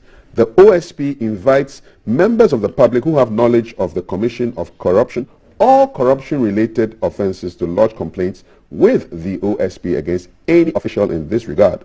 The OSP assures the public that all necessary and reasonable steps shall be taken to protect the safety and welfare of all informers, whistleblowers, and witnesses. Any official found culpable and complicit would be arrested and prosecuted. Signed, Kisi Ajabing, Special Prosecutor, 25th January 2022. This was just issued barely an hour ago from the Office of the Special Prosecutor. So these are developments that we'll be keeping an eye on as we go about, and I'm sure the policy people and the accounting people and the finance people, this is good news. They'll be watching with keen interest. Coming up next is a conversation on Parliament reconvening today, and so you stay tuned. Thelma will have that conversation with our guests who are seated and ready to deliver the conversation. Sending shout outs to all of you watching us on Facebook, on YouTube, and then on Twitter following the streams. Diana herself, you are watching the show. We'll say shout outs to you from all of us here at GTV Breakfast. Keep watching. The hashtag is hashtag GTV Breakfast, and you get informed, entertained, and inspired on this network. Coming up next, Parliament reconvenes today. What should we expect? The Honourables are seated. Thelma will talk to them, and we will get all your questions to them on 055-556-1034. Keep watching GTV Breakfast. Live from GBC Studio 1, this is The Breakfast Show.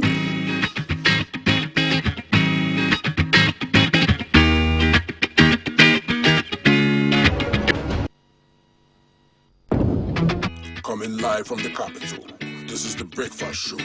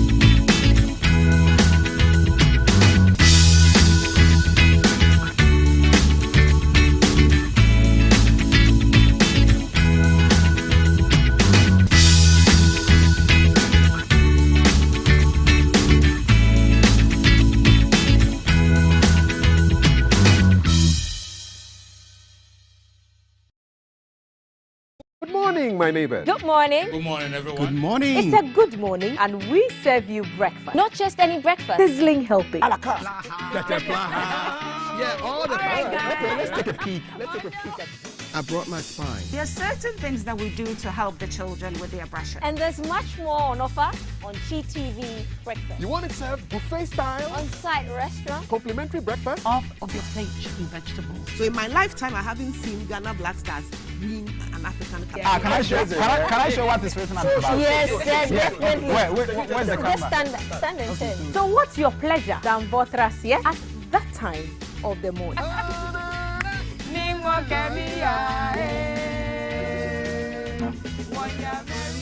So never skip breakfast. On GTV Breakfast. From Monday to Friday at 6 a.m. We've got you covered with a trusted team. Live from GBC Studio 1, this is the Breakfast Show.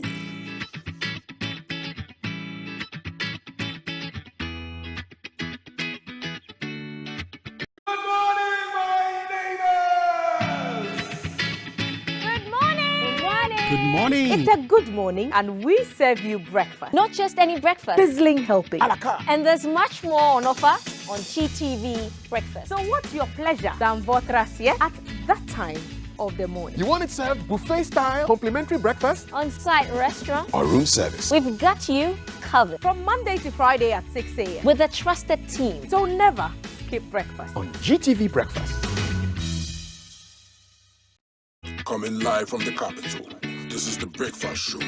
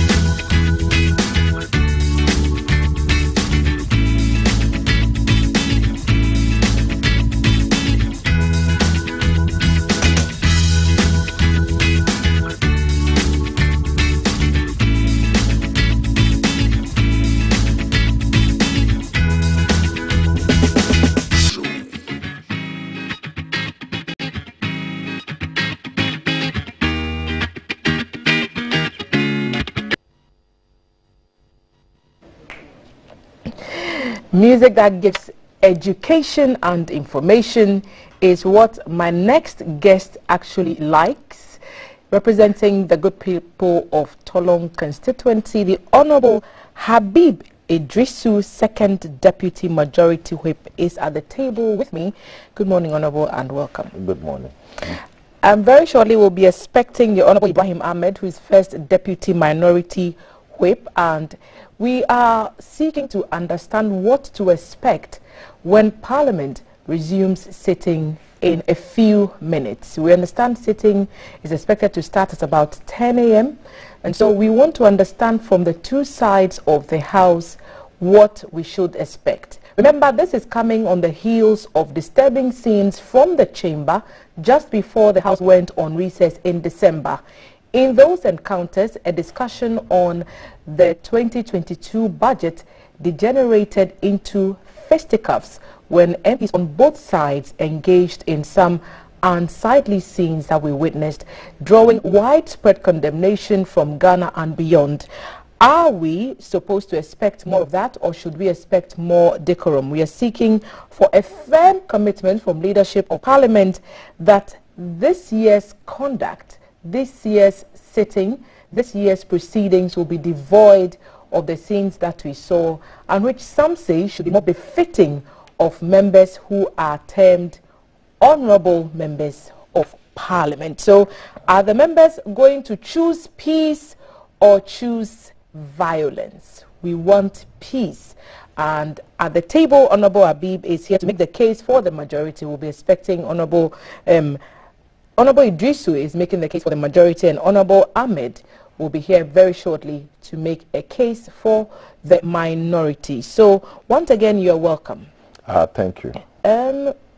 What has been the level of engagement since the House went on recess in December until now with regards to the same issues that caused the fracas that we saw in Parliament? has there been any headway made in bringing a solution to the issues? Thank you. Level of engagement. You engage people who are ready to be engaged. You engage people who are ready to shift their position based on utterances that have been made and based on some declaration, if you like it, that has been made with regards to the certain issue. Before we went on recess last year, the main issue that we were actually discussing has to do with the e-levy, and that brought the regrettable scenes in our house in Parliament.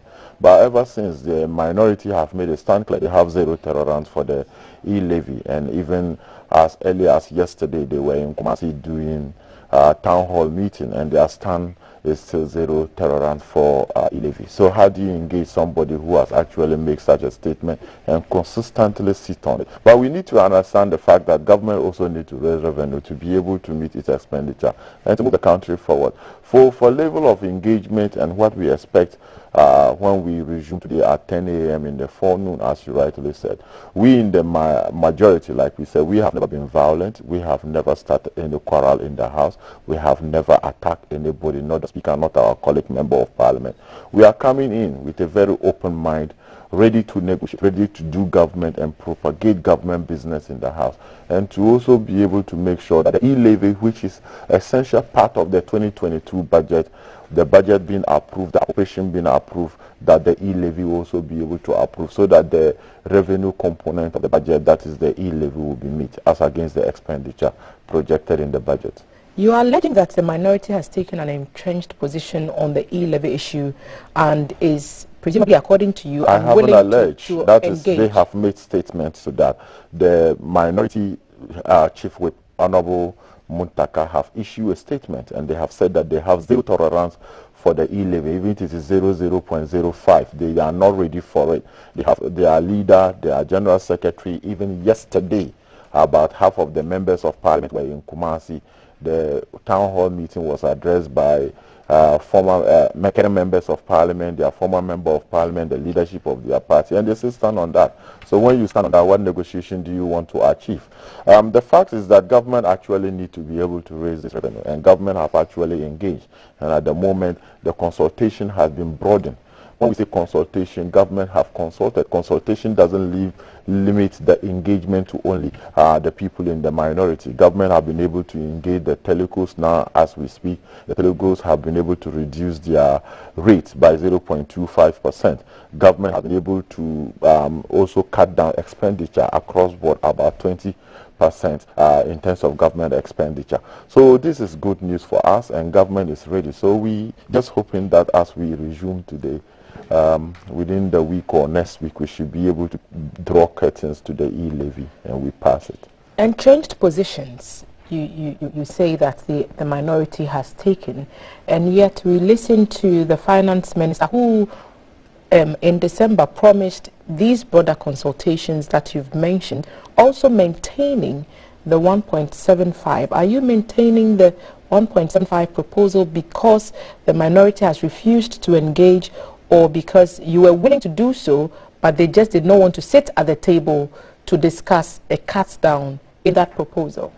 Even if one of them, that is the respected minority, the Honorable Haruna Idrisu, who has made a statement, and it was a video circulating that, they are ready to accommodate about 1% of the e-levy. The same party, the same caucus, keep condemning it, that it is zero. Nothing more, nothing less. Yes, the broader consultation is what actually I have been able to say, that government have been able to engage the telecos, they have been able to engage civil service organizations, they have been able to listen to the parliamentary group, and even the bill itself has been amended for it to actually bring in concerns raised by people and Ghanaians, so that we'll have an effective way of managing the e-levy when the revenue is generated. The e-levy is just a fraction of the agitation presented by the minority side. Of course, other issues have come to play, other deals that the minority is questioning should not go forward. If you're saying that the consensuses have not been built since December until the resuming today, what should we expect then in Parliament? Because it seems like we might just be picking up right where we left off. Oh, no. Far from that. What actually is going to happen as we resume in this session is for us to have a, like I rightly said, we in the majority, we have never been violent, we have never attacked anybody. We always try to make sure that whatever issues we have in the House, we do it in based on the Constitution, the standing orders and precedents in Parliament. We use our head, we don't use our hands in Parliament. And for that matter, when we resume, that is what actually is going to go on. And you see, the e-levy, if the minority are saying that they are not for the e-levy and they have zero tolerance for the e-levy. But remember that the budget that was presented has expenditure and has revenue target, of which the e-levy was part of it. So even if you are saying that, assuming without admitting that, okay, we want to take the e-levy out, it means that government needs to bring in another supplementary budget for us to be able to stand. So meaning that the projected of 6.9 billion Ghana cedi government projected in raising from the e-levy, which actually has been spread across expenditure, will actually be realized. So what we expect is that we in the majority, we're not going to fight. We're going to get our numbers and we're going to make them the good things that's supposed to be done, the right thing that's supposed to be done in Parliament. The Speaker of Parliament needs to preside. When the motion of the e-levy is passed, is moved, then the minority make their case, the majority make their case. If we have to vote, we vote. Whosoever have the numbers will take the day. There's a popular saying in a part of the world that a bird in hand is worth two in the bush. Let's assume without admitting that the e-levy is the two that we are chasing in the bush. There was a bird in hand which people thought we could have held on to if we wanted to meet our revenue target or even exceed, which was the toll booths matter. And yet, even before the coming into force of the e-levy, the toll booths and the toll were scrapped.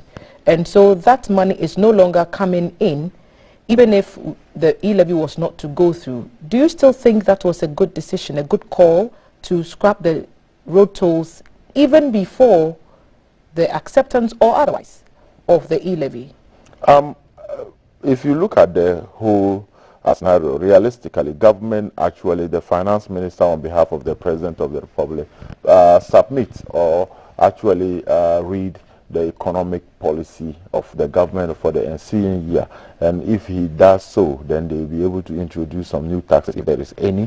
If they have to scrap certain things, they need to actually do that if there is any. When the finance minister read the budget, he didn't say that I'm scrapping the road toll because of the e-levy. But with our own thinking, we think that, okay, because government was saying that if we are able to take road toll and we want to do e-levy, it might be a lot of burden on Ghanaians, and we care for the people of Ghana, and for that matter we want to take one out whilst we bring the other one so that we'll be able to cater for whatsoever the road toll was going to cater for. That's the maintenance of the roads and other. So the e-levy has when it is realized, the revenue that is going to be generated, some of them will be committed towards maintaining the road. So I think it is still a good thing that the toll has been scrapped.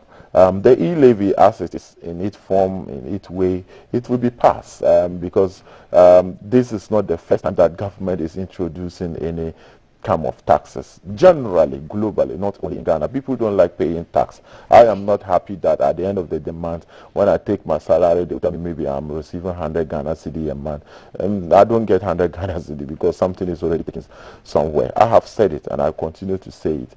Ghana, our attitude, we need to be positive attitude towards taxation.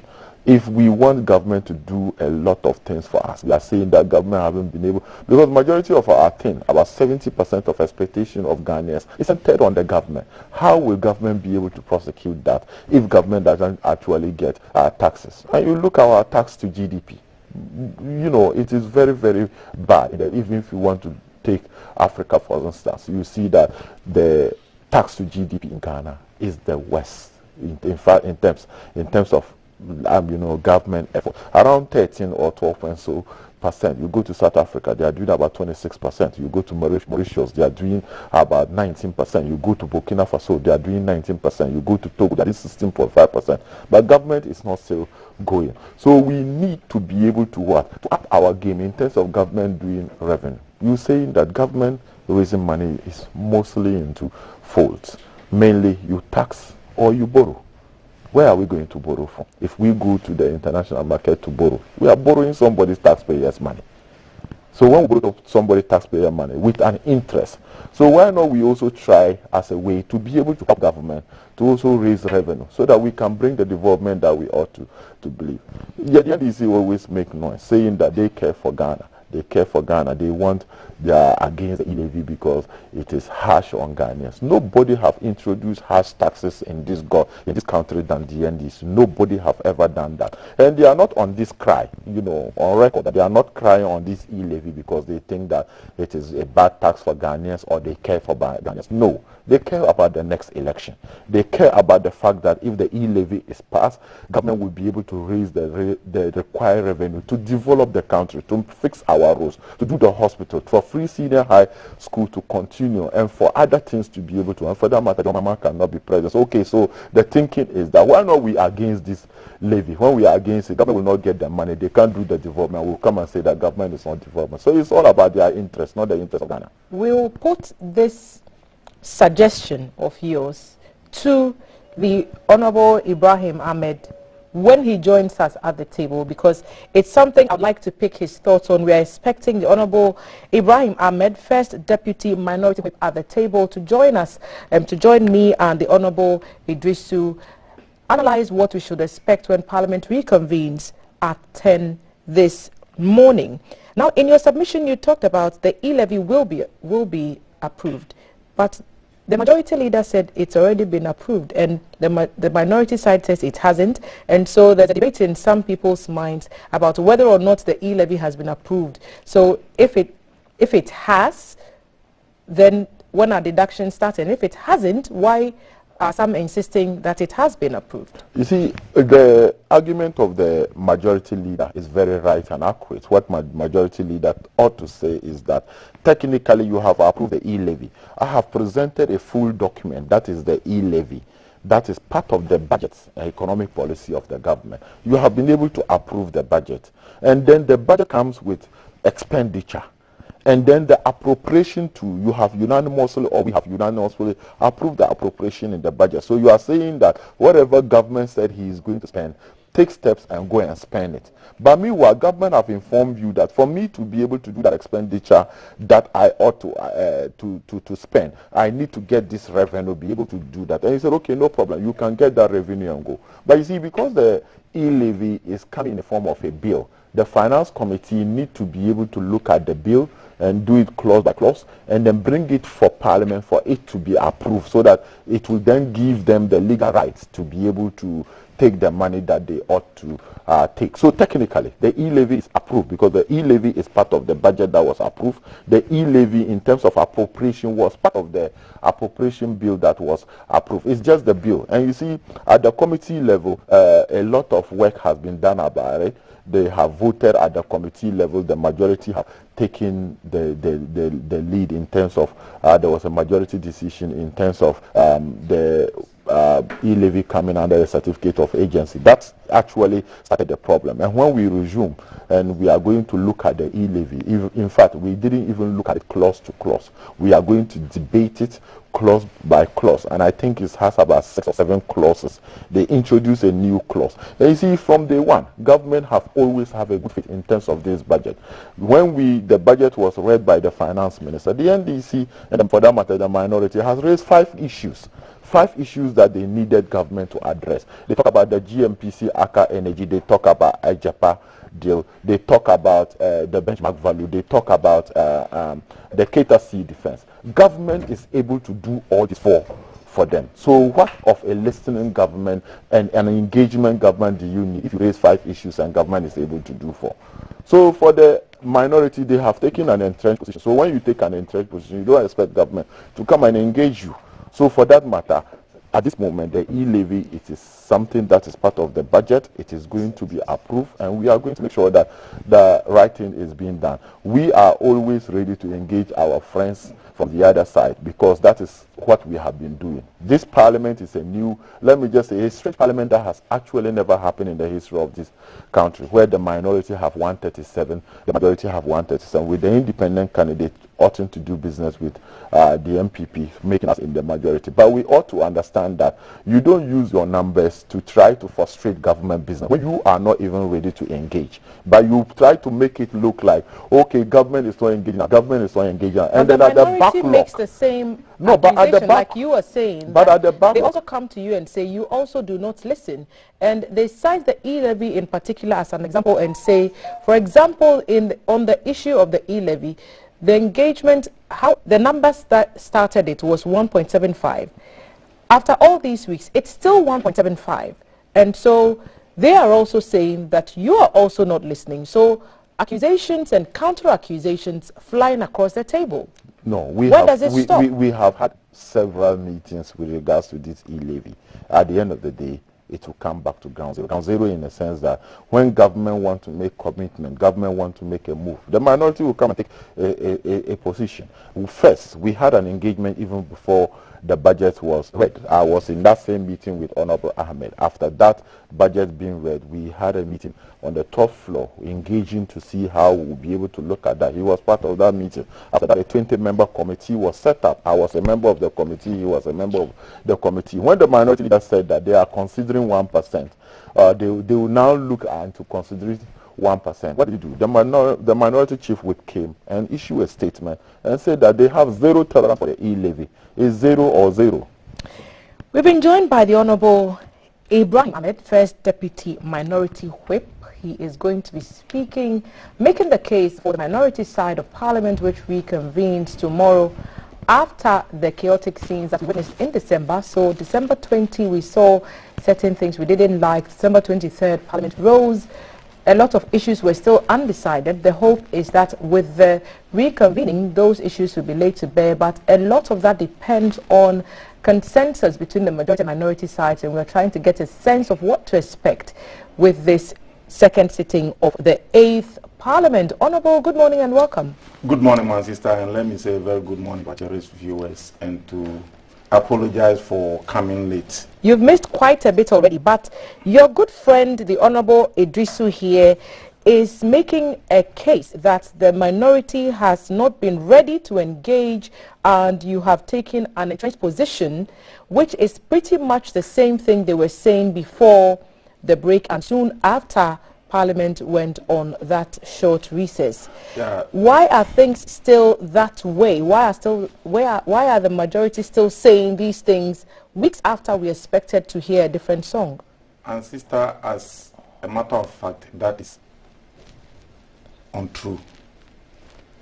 And to put the matters straight on the table, it is very unfortunate for our colleagues on the other side to say that the minority are not ready for engagement. Then we are Democrats, and we still stand by our democratic credentials.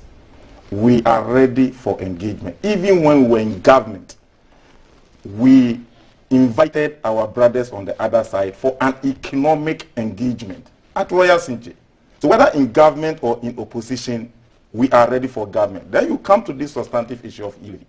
The e-levy, as we are speaking, government is now seeing wisdom in the proposals being tabled by the minority. And on record, Van Brothers and government are now saying that the finance minister is not ready for the approval of the business statement for this week. He is now suspending the approval for this week to be used for consultation and engagement, starting from the minority. So what is my brother saying? But isn't that what you asked for? For we have wanted these things to be done even while we were on recess. We are a serious party. If your food is burning in the kitchen and you say you are going to celebrate Christmas, what was the break for? 1 month, 2 weeks, and we couldn't engage. We are starting today, 25th. Even when we are adjourning, you said we are reconvening on the 18th. Then, 18th, we didn't reconvene. We didn't invite us. Today, 25th, we are reconvening. You are now saying that you are going to meet the minority, the finance minister and the government, now going to meet the minority caucus on consultation on the e-levy today. Tomorrow, then you go and meet the NDC and MPP as parties. Then the following day, you go and meet civil societies. Then the following up to Friday. What were you doing? You were sleeping on your job. But the majority, he's made the point, Honorable Iduso has made the point before you came in. If you know we are not ready for it, are we the only people they are engaging this week? Before you came in. If you say minority, NDC are not ready for engagement, because of that, you couldn't engage them. What about the other stakeholders you are engaging for this week? Why couldn't you engage them? Allow me to fill you in on portions of his submission before you walk in. You not agree with me that they refuse to engage. And they have now seen wisdom in engagement. And they are starting it today. The Honorable Second Deputy Majority Whip has alluded to the fact that some engagements have been made. He's saying that government has met telcos and they've made concessions, i.e. agreeing to cut some of the charges that they make on mobile money transactions, for example. These were before the fight. He's also said that the telcos agreed on the 0.25 reduction. Well, the day Haruna Idrisu made that announcement about if the telcos are switching and this are switching, then maybe we minority too, we cannot come to the negotiation table and say we are taking into position. We may consider 1%. It was the same day. I think you've been very vocal on the minority side on the kind of changes you expect to see. The content is the same. It hasn't changed. It's 1.75 and it's zero tolerance. So if they are now coming, that even when they agree on the negotiation table, we may move from 1.75 and come to 1.5. When they presented the bill in Parliament, what was the figure? And I'll ask the same question. They didn't even believe themselves. When they say, at the negotiation table, the meeting they are stated, when the finance ministry and those people, they agree, we may come to 1.5. Then the deputy majority leader, Honorable Afenyo Makin, came out to say the government has considered reducing from 1.75 to 1.5. When they brought the bill to Parliament, what was the figure? 1.75. You yourself, you were not even unanimous on your figure. Honorable So you can't be putting minority as if we are your problem. Then the second argument they are putting, the minority knows that if we pass the e-levy, government will get money to do projects and they will remain in opposition. You said the same thing when you were bringing Ministry of Special Development Initiatives and earmark fund. You earmark common fund, you earmark get fund, you earmark health insurance. Now they've all collapsed. Then you mortgage get fund, you mortgage road fund, you mortgage ESLA. Now they've all collapsed. Now you have nowhere to look at. Now you are bringing this one and you are still singing the same song. What is the status of the ESLA? Honorable Ahmed, before I'll give you the opportunity ESLA to 2035. What did you use the money for? I'll give you the opportunity to mortgage get fund about 10 years, $1.5 billion. You said you were building schools. You brought all the list of the schools, gave them to us. Have you completed them? You mortgage road fund. You were constructing all the roads. You were paying contractors. 1.2 billion. Have you paid the contractors? Now you are bringing e-levy, just 6.9 billion. If you pass this 6.9 billion, minority people that will get money to go and cover. For the way. Are you not the same people? Right. I've given you enough time to make your initial comment. I came because I know they don't have case. They are now starting consultation. They don't even know what they are presenting to Parliament. Honorable and by Friday next week, when they are bringing the figure, will not be the same. The posturing that we see when we watch the screens, as we are watching right now, is not much different from what we saw before the nothing has changed. Nothing has happened. No engagement. So we should expect the scenes that we saw in December. It's not happening. The thing is not even coming to Parliament. They themselves have seen wisdom in what we told them. The pension values that was passed in the budget. Are we implementing it? Is it not part of our 5 points we're going to give to them? Look, this thing, if you pass it in this form, you can't implement. There will be confusion. Gunta started strike. These people started demonstrating. Are you implementing the benchmark values? All the 5 points we gave you, which of them has not exposed you? Honorable Idris, I'll give you a few minutes to. All the benchmark values, it has exposed you. You suspend, the president had to call. What will be the essence of Parliament passing a budget, then a bill, then a figure, then the president sees wisdom. He said the Parliament has made mistakes, so I'm suspending it. What we tell you to do due diligence? So he's just making the point that the engagements that you say you are making have not been made, and that their concerns have not been listened to. But you see, if you listen to my brother, my good friend, very well, you will see that his submission is just an assorted contradiction, in a sense that he has said we haven't engaged, we haven't done that, we haven't done that, and he come and conclude by saying what? It is still zero tolerance for e-levy, and we are also standing at 1.75. So what case have you made? What consultation do you want when you say that it is still zero tolerance for it? You see, unless he is telling us now that the minority position is that it's no more zero tolerance, we are ready to negotiate with government, then we can sit down to talk. But you don't make an emphatic statement to say that it's still zero tolerance. So zero tolerance means that we are coming to negotiate on you saying that zero tolerance. For that matter, government is also saying zero tolerance. As at yesterday, the NDC had a town hall meeting in Kumasi yesterday. And when they were in Kumasi, it was the same thing, that we are not going to support the e-levy in its form, in it whatever, no matter how it has been modified. You see, there are certain things we might not be able to say on live television because of me and him being in leadership. We have gone into negotiation. The 20-member committee, you were there. We came out with a certain figure. And you were asked, your side were asked to go and consult your leaders. And we were also going to go and consult our leaders and come. Your side came and said that, well, no, zero. Once we were ready to make concession, you said zero. And we all agree at a point. And then we said, okay, no problem. Then let's move on. Consultation doesn't zero down government to engaging only NDC. Consultation has gone beyond engaging only the minority in this issue, because minority have actually been able to make their stand clear. So if government is going to engage, it's going to engage the Ghanaian public, it's going to engage the civil service organization, it's going to engage the telecos, it's going to engage a lot of people to be able to do. We are friends in the house, and we live cordially and do everything. So if you have a position, you say that it is no, government will also have to find a way to be able to pass the business in the house. So at the end of the day, what all NDC is talking is a talk shop. It's a talk shop to let it look like they are ready to engage. It's a talk shop to let it look like government doesn't want to engage. It's a talk shop. But at the end of the day, they come home with nothing. Zero tolerance for e-levy. That is what they are standing. And government is also saying that, for assuming that you were saying that, like the minority leaders have said that, oh, we were trying to accommodate about 1%. And NDC said, okay, yeah, we are ready to accommodate something. But you issue a statement, you went into radio, even yesterday, you were in a town hall meeting with more than 20 of your members of parliament there, saying that you are not going to tolerate it, and yet you still want to say that government is coming to do, when it is people who are passing taxes that are killing Ghanaians. That doesn't matter to Ghanaian people. It's the NDC. I said it some time ago, even condom, you were taxing, sanitary pad, you were taxing, cat classes, you were taxing, and other things. So the I'll give you time. I'll give you time. In principle, when they come into power, trust me, if we pass the e-levy now by 1.75%, it's rather unfortunate that Obama cannot be president in Ghana again, because we have all seen how he had Ghana when he was the president. Rather than that, he will come and push it to 5%. Because he doesn't care about the Ghanaian population. All the cry they are saying, it is all about the next election, not about the development of this country. I've allowed you 4 minutes to respond to his submissions, and so I'll allow you same, Honorable Ahmed, because he's making the case that if you're coming to a negotiating table from a point of view of zero, we will not accept anything other than zero. It is a flawed place to come from, and that you have not shown the willingness to engage beyond insisting that it's zero or nothing.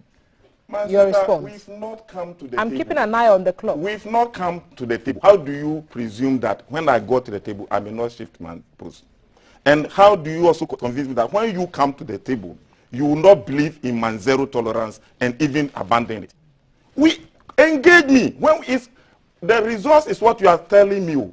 And then when we get to the negotiation table, and I'm able to convince you that this thing will be a killer tax, and therefore let's push it as that, is it not zero tolerance? I may succeed in convincing you.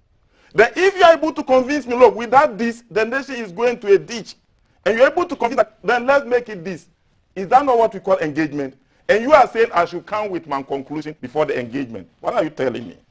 You start from there, I start from there, from the left, from the right, then we may meet in the middle. Are you denying what he said about a figure being peddled for the minority to consider and come back to the table? That is not true. The meetings he's talking of, there was a meeting, 20-member engagement after the fight, where the seniors in the House said there should be a 20-member committee in my office, including 10 from minority, 10 from majority. We went for the first meeting. And you said, oh, when you go to the finance minister with the vice president, you will be able to convince him, then he'll see wisdom in what we're saying. We say, okay, you go. Whatever agreement you get, you come, then we'll go and consult her. When you went there and he sorted you, the following meeting, you boycotted it. From there, we've never met again. Is it government that should boycott negotiation meeting?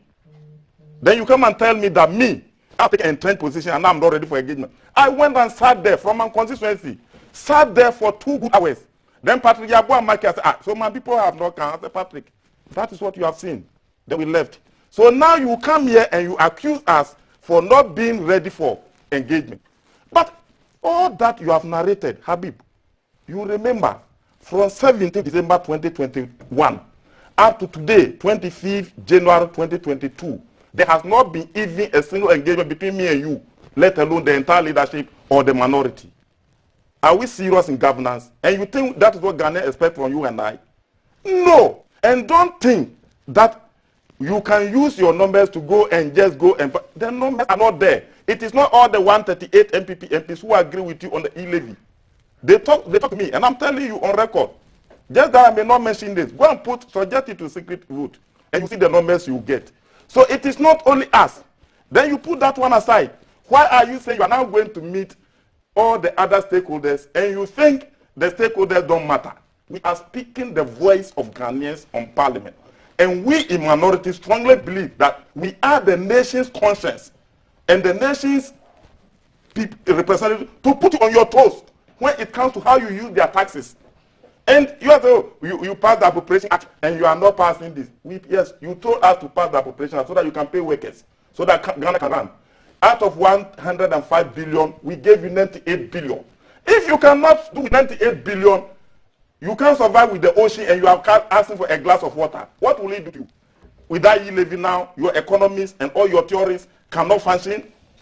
Honorable Ahmed, never. I think that you've also exhausted 4 minutes. I'm going to throw it to the open for people at home. You are watching us. What are your thoughts on the sentiment you heard expressed by the majority and minority sides represented at this table as Parliament looks to reconvene in a matter of about an hour from now? So after the break in December, we're expecting the MPs and the Speaker back in the chamber today to start negotiations and further consultations on the e-levy and other matters all over again. What are your thoughts? 05555 61034, and CAF is standing by to read some of your messages.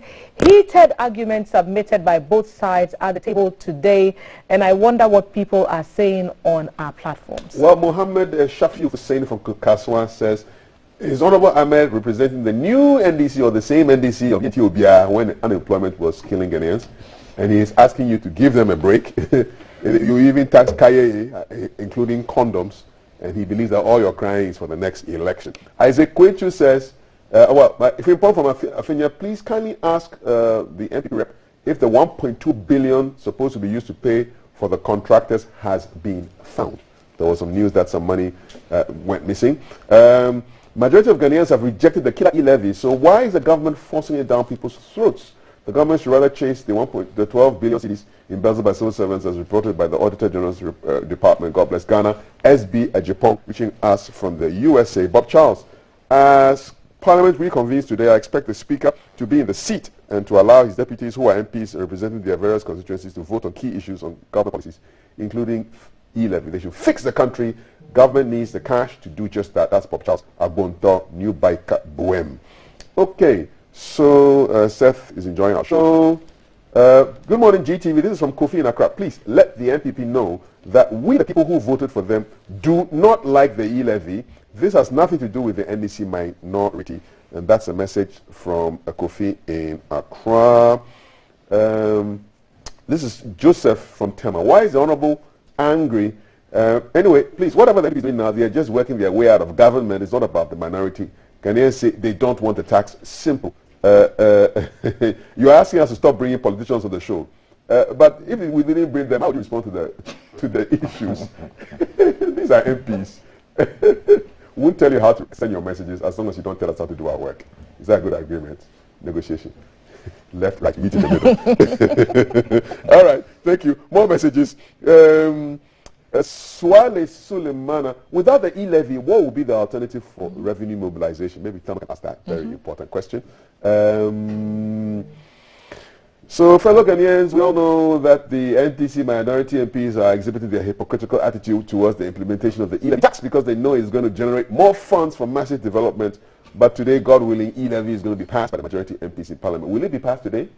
It is not even on the agenda for the week. Okay. Oh, for the whole week? For the whole week. All right. So you've been, and this is why we bring the politicians and the MPs to the studio, so they can tell you exactly what is happening. You are here getting excited, getting palpitations about e-levy. It's not your agenda, all right, for the whole week. Can there be a change in agenda at the last moment? They are consulting outside so that maybe next week they will represent it. Oh, no, but he's just asking you that whether the business committee can amend. Can you amend the program, bring the motion for the program e-levy? of activities? There are people today. They will consult minority. Okay. Tomorrow they will consult political parties. The following day they will consult civil society organizations. Okay. Then Friday they will consult the large group. Okay. Then based on the input from those various people, they collate them and revisit the issue on Monday. All right. On Tuesday. More messages 0555556. I'm enjoying it. This is from. Sometimes I don't know why our MPs compare Ghana to South Africa, and for more than 3 years you claim there's no increase in the price of commodities in Ivory Coast. The way I see the heat in the studio, well, it's quite cold here, but I know what you're talking about. The way I see it in the studio, I can see more fire in Parliament, and this fire is spelled F-A-Y-A. Yeah, that kind of fire is, yes, I like the name, Zizi's fire. All right. Richard says, they should show us what they did with CST so we can allow the e-levy. What does CST stand for? CST loan, that was the loan that was written in German. I was half of my couldn't read. All other taxes should be taken out or reduced. There are so many taxes. These messages are just coming in and we are reading them for you so you know what's happening. Hope our MPs are not going to practice taekwondo again. We need peace. Gideon from Accra. No more fighting. We will not fight. I want to hear. Oh, we won't fight. We will not fight. We don't even fight. They always fight. So we always try. So can you fight by yourself? No, me and him, we can't even fight. When he's going to hit the point, when he bring a point and he see my face, he will bring it back. Bring it down. Myself, the same thing. So we don't fight. A couple more messages. Irrespective of your party interest, just know Ghana comes first. This is coming from Eura. Thank you. Communication Service Tax. Thank you for the CST education. Okay, so those are our messages. Read one more. Okay. Good morning, Kaf and Thelma. NDC minority are making noise about this e-levy as if they don't know the benefits. They just want to scare the current government from passing that bill. But if it happens they come to power, they will pass it. They are just being spot. Abdullah, are you scared? Are you scared by the NDC? Oh, no, they are. I said, even if we pass it 1.7 today, if John Mahama become president, unfortunately, they'll push it to 5. They don't care about that. Why are you bringing this up? No, they care about the next election. Okay. He's the one who said they should against it because government will be able to raise revenue. Oh, you were there? No, I was not there, but that's the indication because if you are able to tax kayaye, cutlasses, condoms, what is e-levy to you? It means that you could even do worse. No, but you see, yeah, they introduce it. Have you taken it off? No, they introduce it. They introduce it. They have taken it by off. 50%. So we didn't introduce it. Tax on condom is tax on condom, on sanitary pad, on cutlasses, on kayaye. They did. They did on kayaye, on cutlasses. A suffering farmer, the main tool you have to use, you are taxing. One more, 2 more before we go. I'll give you the same time to respond. Please ask the Honorable MPP what the MPP has done with the money meant to pay contractors. We learned the money is missing. Where is the money and why were the contractors not paid? That's a direct question. We want an answer to that. E-levy issue. Have you seen someone who has eaten a whole cow and also want to eat the house flies on the carcass too?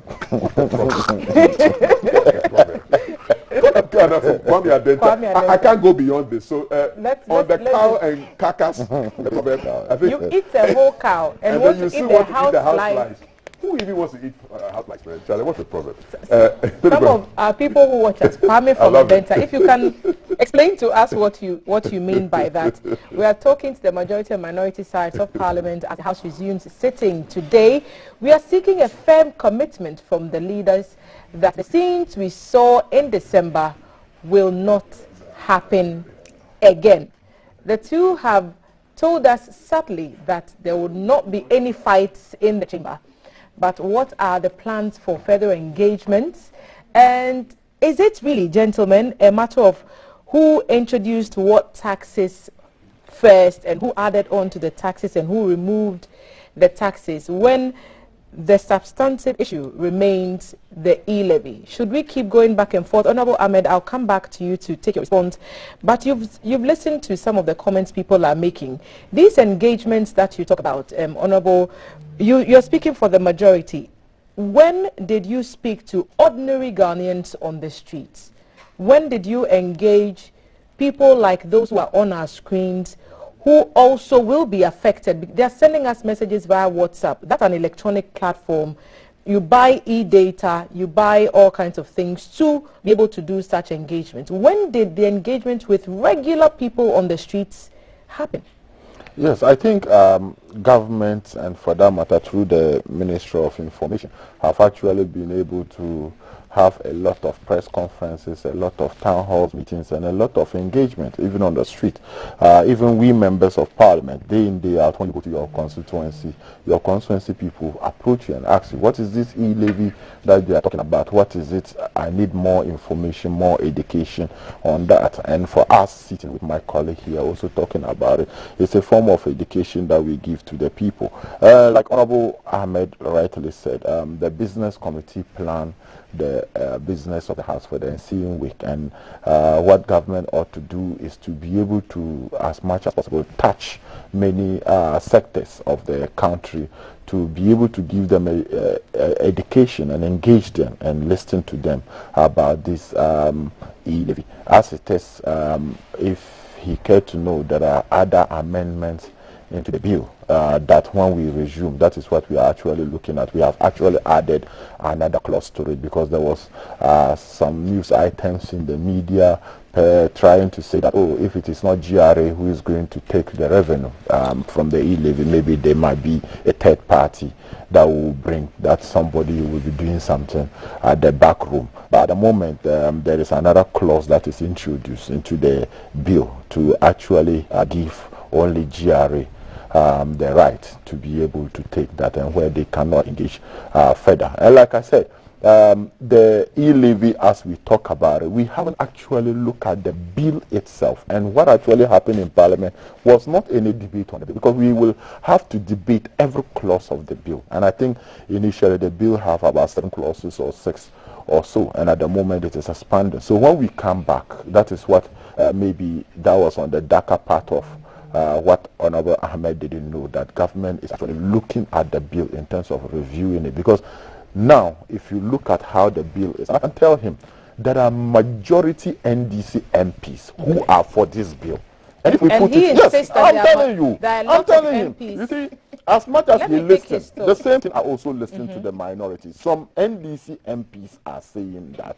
Why? They're not against this bill.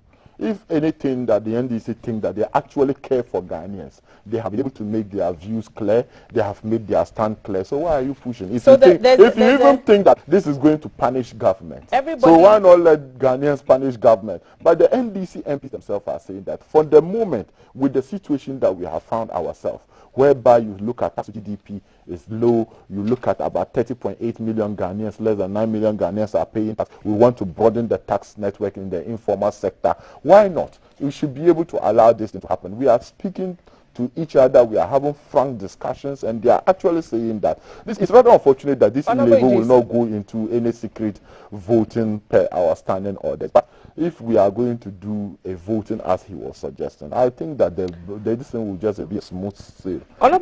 So you insist that there are people on the minority side who support you. He insists that there are people on the majority side who support them. So I'm yet to actually see somebody in the majority who is trying to say that they are not supporting this budget.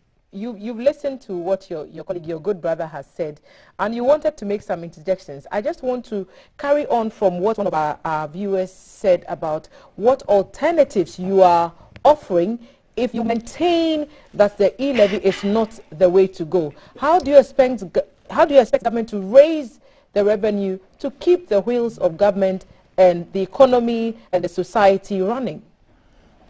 And sister, to begin with, government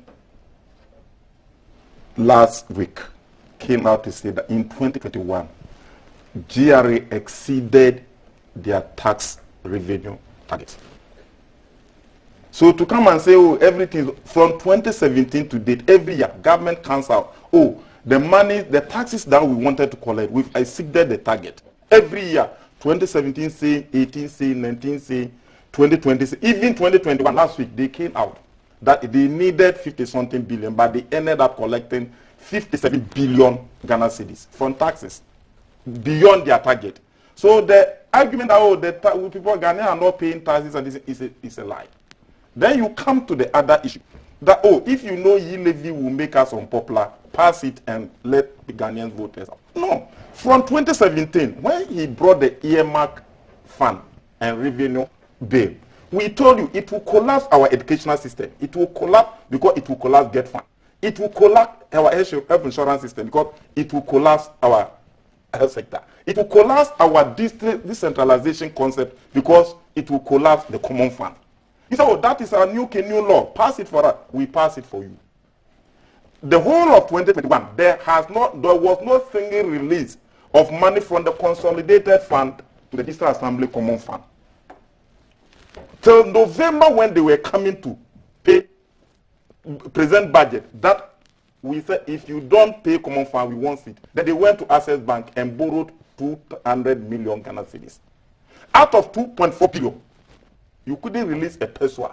They had to go and borrow 200 million. You collapse the common fund.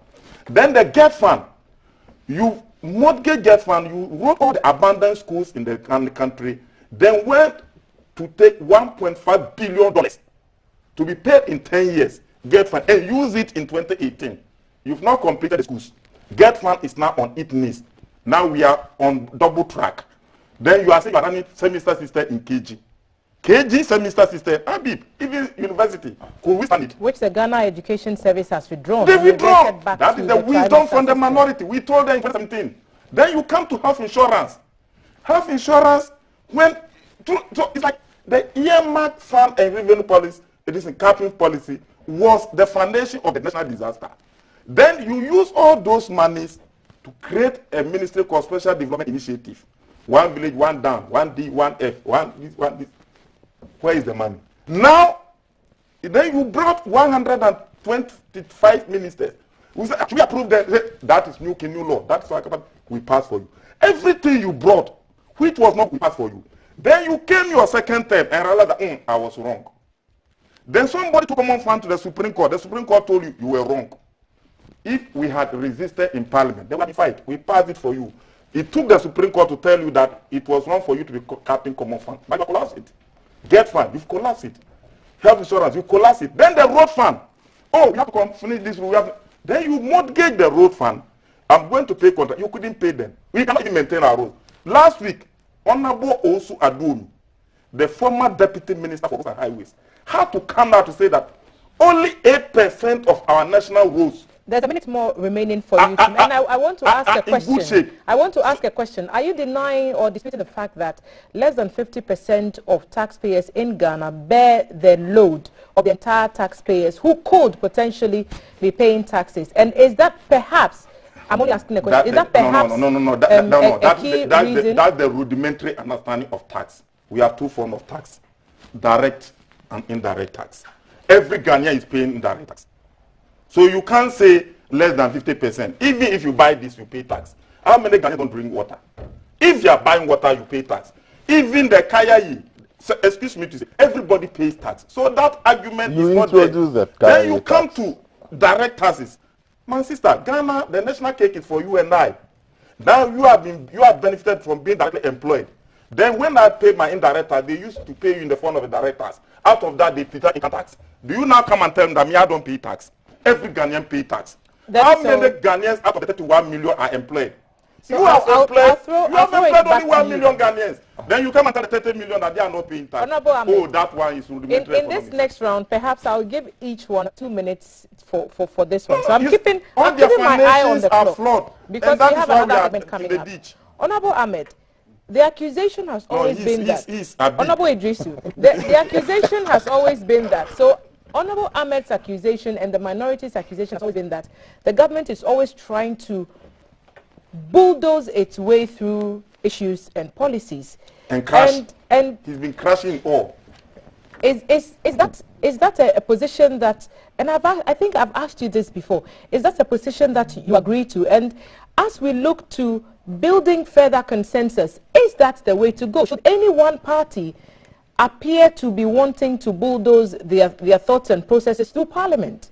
But you see, if from the onset... Remember, you have 2 minutes. No, yeah, from the onset, you realize that our colleagues in the minority, when we start the 8th Parliament, their position have been clear, that they want us, for the budget we brought initially, they don't want it in 2021. They walk out, brought in ministers. They don't want the ministers. We should vote on the ministers. And so that has been always their position. But you see, I appreciate the... But are those... I appreciate... No, you see, I appreciate where my colleague is coming from. You see, NDC as a party, as a government, don't care about the welfare of any Ghanaian. That is why they have never introduced any social intervention policy that has stand the test of time. If you are talking about health insurance, who brought health insurance? For either we collapse it or the health insurance is doing well or not. You have never had that idea to know that Ghanaians and the older people who are in the villages need a proper health care. We are talking about free senior high school that government is funded. That at the moment, if you go to the university from level 100 to level 400, they are all beneficiaries of the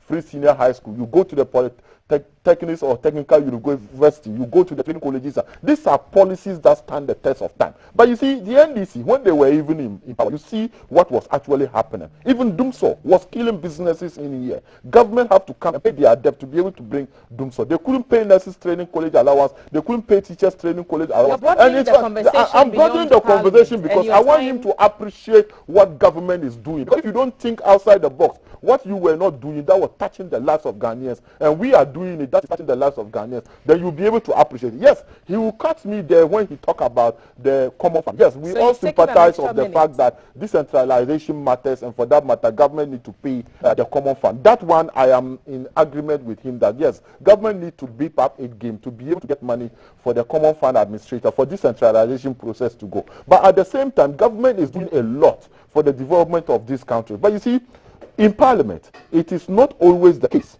that government want to say that, okay, we want to bulldoze our way through. But it is not also right for the minority to always think that because of the even in numbers, we can use the numbers to bulldozer or bully government. You see, sometimes there are some things you need to think. Now, government bring in ministers. You say we should vote on those ministers. Then you ask yourself, okay, if we reject those ministers, is the president going to appoint NDC members to be ministers? I believe you've made your point. So, but the point is that government actual NDC, and for that matter, the minority need to understand that yes, we have even numbers in Parliament, but government still need to be able to make its policies and its program to move ahead. You are not in charge, despite the fact that you have 137. The president is His Excellency Nana Addo Akufo-Addo, and we have 138 in Parliament. And when we resume and we do the e-levy, the e-levy will definitely go through. Just as we did the budget, just as we do the ministers. No, 4 hours.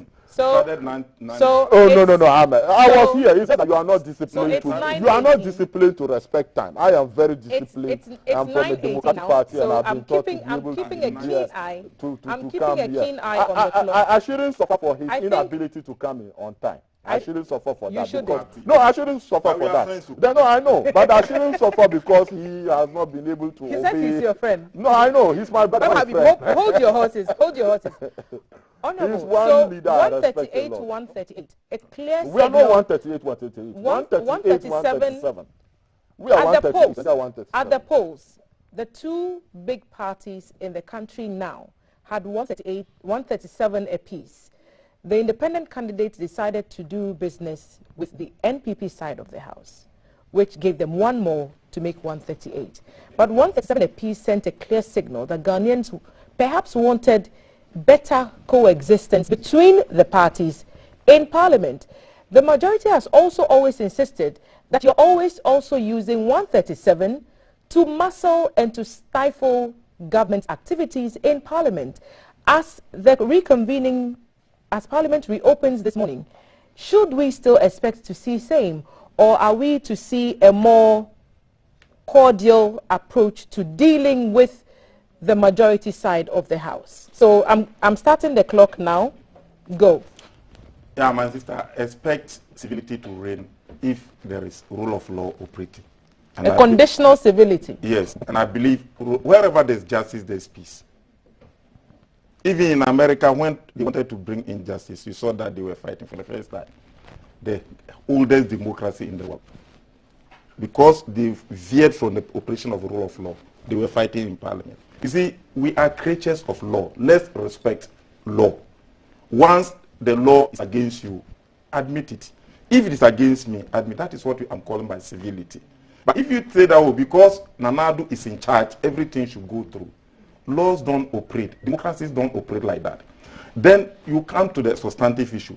Tell me, apart from e-levy, which item from the ministry, from Nanadu's administration from 2017 to date has been rejected by the NDC? Our ministers. You rejected them, so we should vote there for them. We voted for how Kumsun Kojo. Which among them had only 138 votes? Oh no, we went into secret voting and we won. You're bringing him into your time. We won. Assuming you had rejected we didn't fight. Okay. You see, when you and that is how democracy should be. Majority must rule with the consent of the minority. If you subject this one to vote, that is not rejection. Rejection is when you vote and the person loses. And even that is democracy. But to say you should use force, no.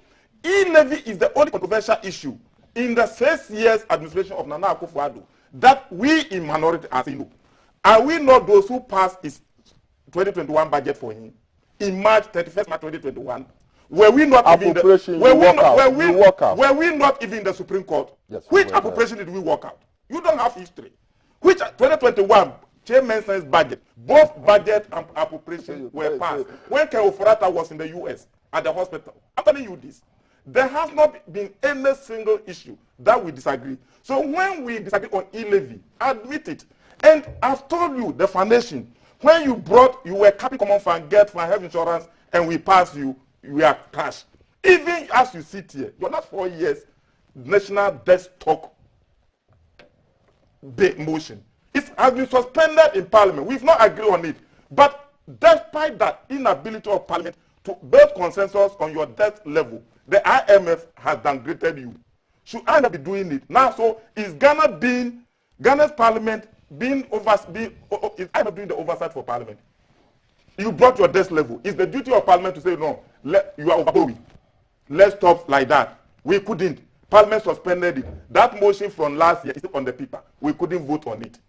Then IMF now tell you that we have downgraded your economy. You have overborrowed. You cannot pay your borrow. You have reached an unsustainable level.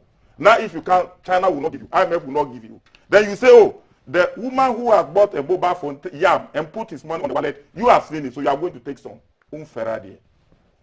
But you see, I think we'll go to, let's get a few more of the messages on our WhatsApp platform, and then when we are about to wrap, because we'll be wrapping in 5 minutes, I'll give each of you perhaps a couple of minutes to wrap up everything. Just today 2 Parliament minutes. Is here. We are just going to do statements and lane of people. There's nobody. Parliament is here. Today Parliament is here. So who is it? Madam Speaker? Madam Speaker.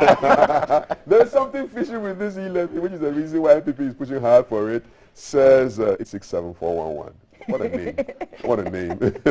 Richard says we want a referendum on the e-levy. Let Ghanaians decide what we want and the percentage at which we can afford it. Good morning. E-levy is against the poor whilst the removal of toll booths favor the rich. What a government of the people. Parliamentarians who agree on the e-levy are just not representing the people. That's Nanenu.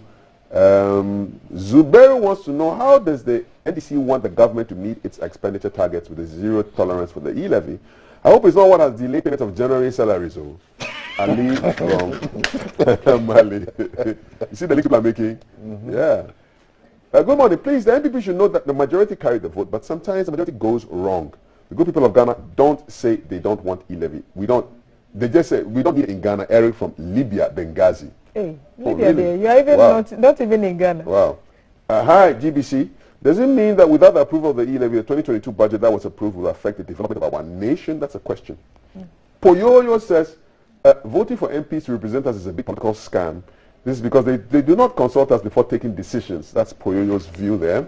And I think I'll end with Mr. Nafo, who says, good morning to all. I think in Ghana our problem isn't about tax, but about leadership. Very poor economic management from both NDC and NPP. After all the diamond and gold and oil and cocoa, etc. revenue, where are all the funds coming from, plus all the borrowing? We can tax cola nuts. But if the leadership is poor and thinking of themselves, Ghana will still remain the same. From Anafo Maxwell. Those are my messages. 055 556 1034. Back to you, Madam Speaker. Right, Thank you. Thank you, Honorable Cap. And thank you for sending us those messages. I'll take closing or concluding remarks from both gentlemen at the table today. Honorable Habib Idrisu, Second Deputy Majority Whip and representing the people of Tolong.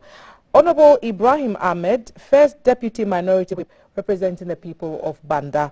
And so they are telling us what to expect in Parliament when the sitting resumes in a few minutes. So they've said that Parliament is in the house. Honorable Ibrahim says Parliament is here today as in my little capacity as shadow whip for the next 5 minutes as we wrap up. Tell us what to expect when it comes to engagement with the two sides.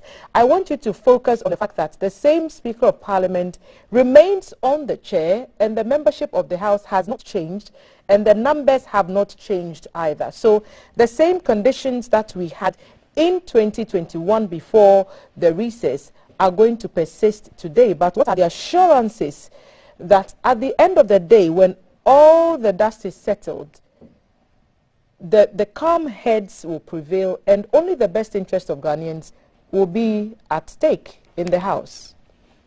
Yeah, my sister, to be honest with you, and we are doing the 2 minutes. I assure you there will be no fight.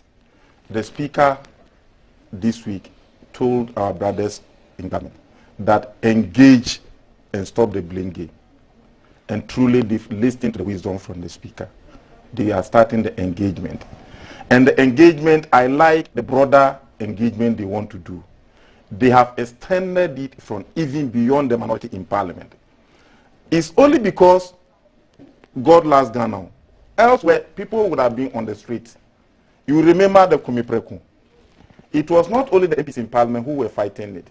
While the MPs were fighting it in Parliament, the political parties nationwide were going on demonstration. That VAT is not different from this e-levy. That both happened in the same country. By this one, we've confined our discussion, debate, and everything to Parliament because we have a strong minority. And everybody is, oh, and this is from Musu. We are all watching you, whatever you do. So it's like the Ghanaians' confidence in us. Does it give you pressure? It is not only pressure. It pays that Ghanaians are interested in what happens in Parliament. So I was also looking at my brothers to also have the political barometer. But their political antenna is dead. They cannot even measure the heat in the system. So clearly speaking, if they were also listening the way we listen to the Ghanaians, clearly we wouldn't be here. But beyond that, they have extended it to even the two major parties. They will consult MPP leadership and consult NDC leadership. It is not everybody in MPP leadership who agrees with the e-levy. Then beyond that, they will consult to even the two flag, the president and the flag bearer. Even John Mama, they will consult him. Then they will consult Imani Ghana, Kofi Bentel, Franklin. So it's like there's a broader consultation. So hopefully next week, once you do that, then our work is easier because you have collated the views of all those people and brought them. So ours is just to either to confirm or to reject. But the question somebody asked that, so without the e-levy, does it mean the budget cannot function? It's a lie. What we pass in the budget now, they are now going to tax even the GBC property where we are sitting now. We'll have the opportunity to bring you they back will again. come and value this and tax you. They are valuing all the over concluding remarks from Honorable Abi, and they will be levied on them.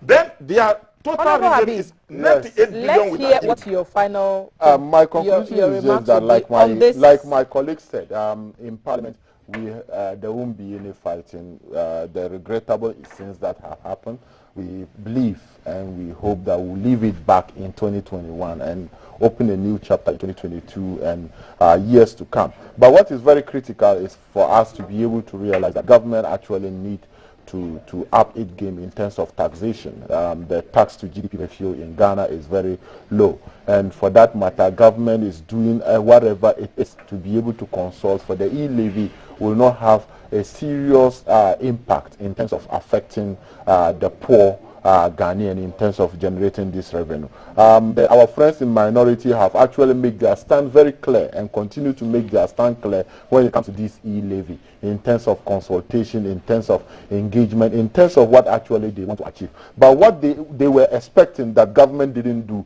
that is bringing the whole kind of rejection here. NDC thinking was that government, because of COVID and way COVID have hit the economy, government was going to go to IMF, just like they went to IMF with strict conditions that they had to frozen public sector employment. No, government didn't go that way, and government then said that, oh, why not we generate the money internal? And that is what actually they are not happy about. They think that when government get this money, we'll be able to bring development, we'll be able to meet whatever we want to do for the next election to be able to go. And for that matter, they think that government should go to IMF. Trust me, if you ask an NDC man today, they will say zero tolerance for e-levy, so that government will go to IMF and come out with strict conditions that will affect the poor. Government, when this e-levy is passed, the money will be given back to Ghanaians, where we bring the youth start. That will create over 3 million jobs. Yes, the youth start. It will engage youth.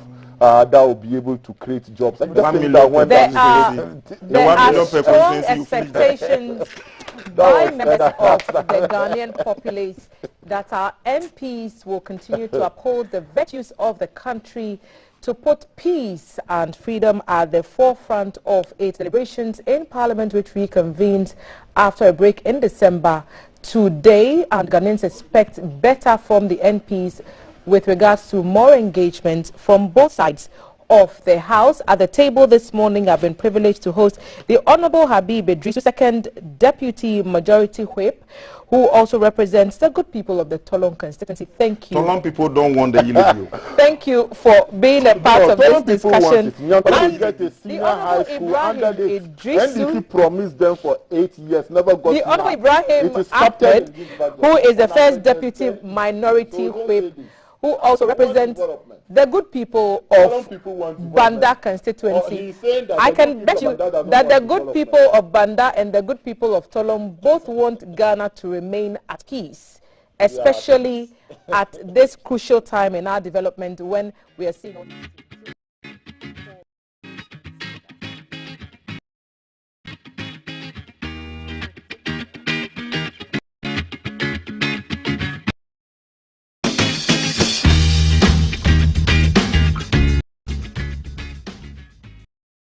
This is the Breakfast Show.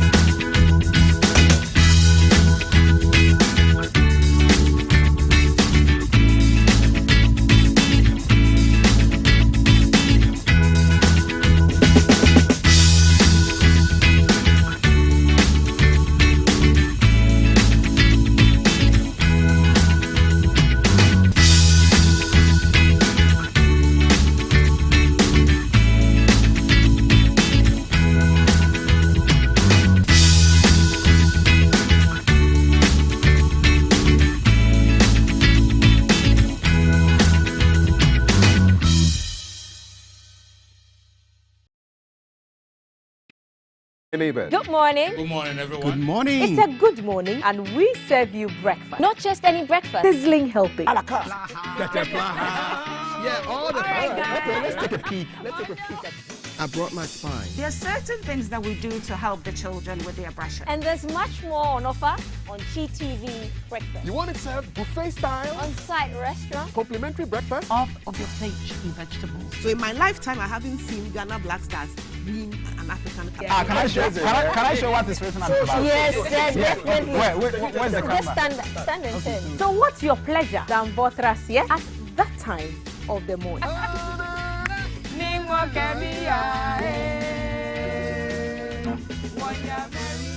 So never skip breakfast. On GTV Breakfast. From Monday to Friday at 6 a.m. We've got you covered with a trusted team.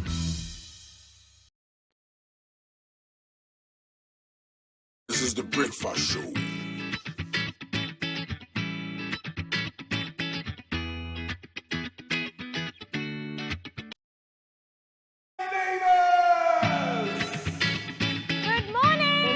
Good morning. It's a good morning, and we serve you breakfast. Not just any breakfast. Sizzling healthy. And there's much more on offer on GTV Breakfast. So what's your pleasure than Votras, yeah? As part of a group, took a little break and is back to do music. So we are going to find out why he took a break, how that's going, and why he's decided to go solo. And then also we'll talk about his latest song. So I have in studio Luther Azamati, a.k.a. Papi. You guys remember Papi? Mujay Baya. Yeah, he's in studio. Papi, what go on? You know what? Looking back at you from 17 years ago, way back, and now, I think you are cooler. Why are you so cool? Because, you know, I've interviewed you before, and you guys were so, like, you're full of fire. What, does it have to do with age, like, growth? What's happening? Why this cool Papi? I think it has a lot to do with the environment, because, you know, you came to my hood and I'm in the office, so that's how you behave. Yeah. Right.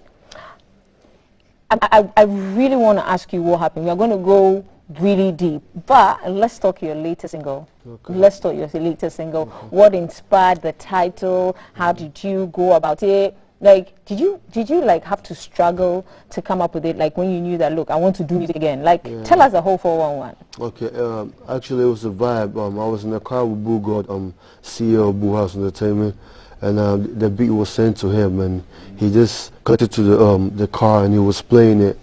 So when he was playing, what came in my head? No, you know, like West Area, because basically every relationship is like a job now in Ghana, you know. Yeah, because when you were a girl, it's like you for pay Excuse me? It's about to turn into a debate. Say no, that, let's no, start I'll the be whole honest thing with again. you. Start the whole thing again. No, because if you are dating a girl, it's like a job. You need to pay her. A girl in Ghana now is a job. Yeah. For pay because, you know, and What do you mean you for pay How do you pay a girl you are dating? They want something every day, and most of them don't want to work. Are you say that again? Are you talking for all women or I'm saying women? most of them. I didn't say all of them. You know, there are some independent women out there. Shout out to all of them. You know, no disrespect though, but I'm just being honest. So like the boys, yeah, but the girls too say they too they tired. You do retire, you know the way we retire. You do with plenty things, and we still there. Like what? We're still here because the money. But why are you still here too? Why are you still here too? Why are you still with us then? Because, you know, you so scratch my back, I scratch yours. So that's what inspired boys tire.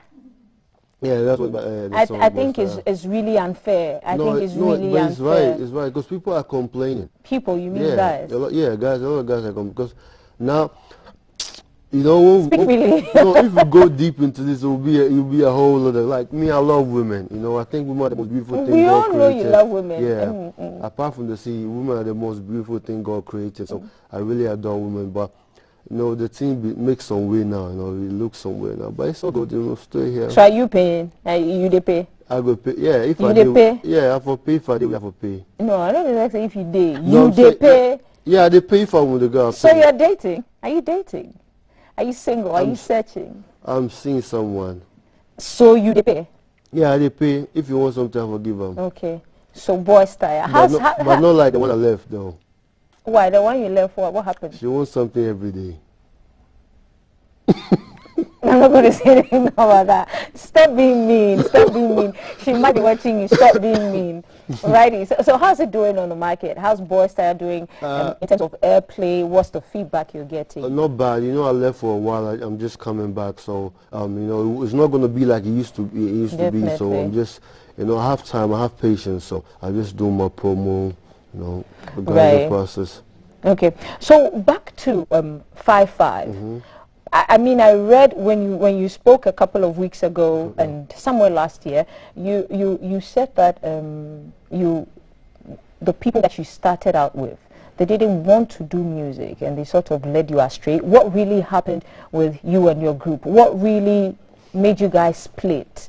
Okay, we left Boas Entertainment and wanted to do it on our own. So I was, you know, still trying to put out songs, but I think the problem was, you know, what we didn't know was, you know, you can't do, sometimes you can't do music and manage yourself at the same time.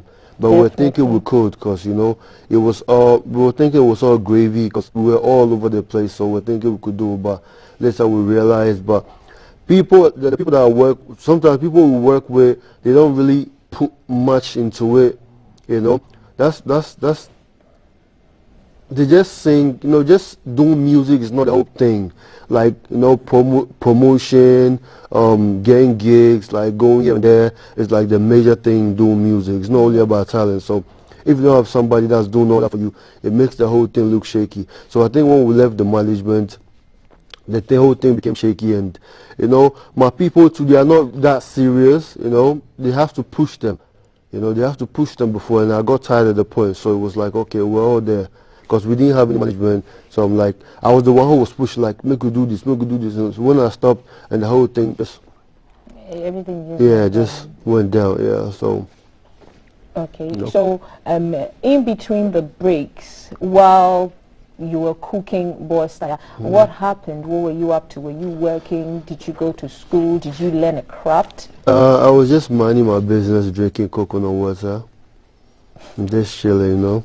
I mean, I just decided to do music, I think, a couple of, not too long, like 3 years ago.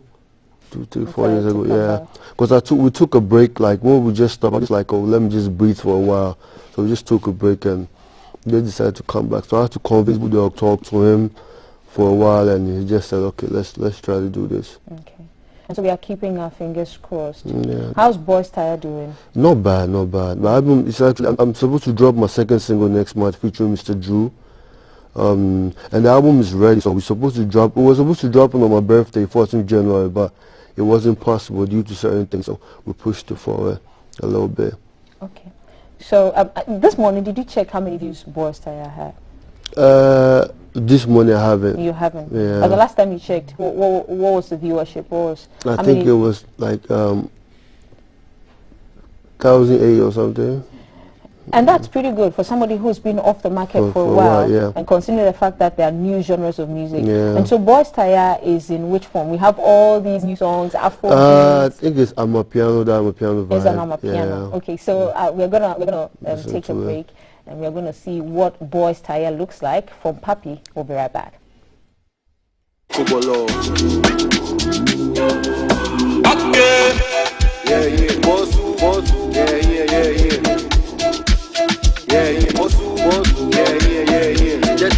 Money matter, oh, bossu. I see the play for here, like you can go another level, oh, bossu. All wanna get body, oh, bossu. Boys tired, but girls don't know. Boys tired, but girls don't know. Boys tired, but girls don't know. Girls don't know. Girls don't know. Girls tired, but boys don't know. Girls tired, but boys don't know. Girls tired, but boys don't know. Boys don't know. Boys don't know. The corner, Bobako, boy, wanna me pure. And not talk, go wall. I look at fast, boy, you like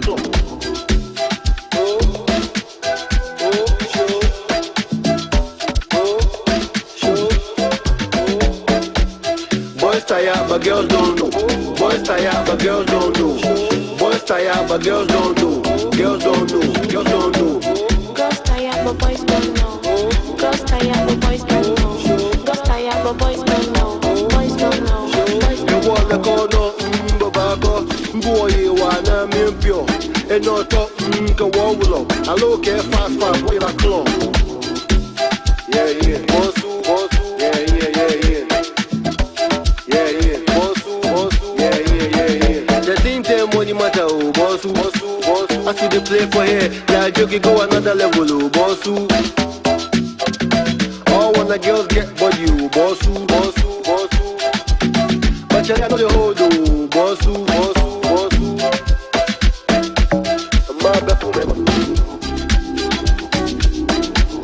Boys tired, but girls don't know. Boys tired, but girls don't know. Boys tired, but girls don't know. Girls don't know. Girls don't know. Girls tired, but boys don't know. Girls tired, but boys don't know. Girls tired, but boys don't know. Boys don't know. Boys don't know. Bro, we outside. Like we really outside. Okay, so boys tired, but the girls don't know. I think you're throwing shade. It's not fair. No, I'm just being honest. It's not fair. I'm just being honest. It's not fair. It's debatable. I know lots of people are going to jump on this. But Papi, what's this new trend with our music videos? We see everybody shut off. It's like into the ghetto. Like, what's the new trend with videos like that? Okay, if I take you back, me and my group 5-5, my former group, this is what we used to do. Like ghetto videos, and I like taking my shirt off because I think Ghana is very hot. So I like to take my shirt off, and plus, I mean, I have a couple of tattoos, you know. You have 6 sometimes, packs. yeah. You have what? You have 6 packs. It's not just you. I've seen the current crop of videos churned out. All of them have the ghetto vibe. Yeah. Why? Why it's that? Cool. Like, I think we're being ourselves because that's the kind of country we live in, you know. Ourselves, the ghetto? Yeah, because we both walk around without shirtless like that. In my hood. Okay. Yeah. I feel comfortable in where I am. Okay, so does it mean that most of the videos that we are seeing, the new Ghanaian videos that we are seeing with all the shirts taken off, they are trying to portray the areas that they come from? Because this is not... Sometimes the director's idea, but we just do what we feel. Like, we like our videos like a lifestyle. Like, I don't have a Bentley, so I can be in a Bentley, you know, it will look fake. So I like to be myself. You could see me in Adabraka walking like this, maybe going to get some banku or kinky or something like that. Yeah, I'm just being myself. Okay, so that's the inspiration behind all the new videos we've been seeing with the guys. I can't speak for them. Yes. I can't speak for them, but for me, yeah. Okay, so what next? What should Ghanaians expect from Papi? Boys Taya is here. Is off an EP? Is it a single? Is it part of an album? It's an album called Made in Adabraka. Made in Adabraka, right. And I have like features like Kwabwa, Shatawale, Mr. Drew and Creamy. I have looked at an episode. I have the new artist on my record label is called Vanilla Music. I don't know if you heard about him. Yeah, him, and I think I have J Derobi as well. Oh, wow.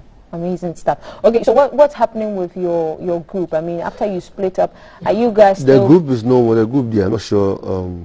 Do you guys talk to each other? No, we cool. I'm cool with the guy started Kili. I don't know if you remember him, Kili. The guy started. Yeah, we're cool. I remember Kili. So what's Kili doing now?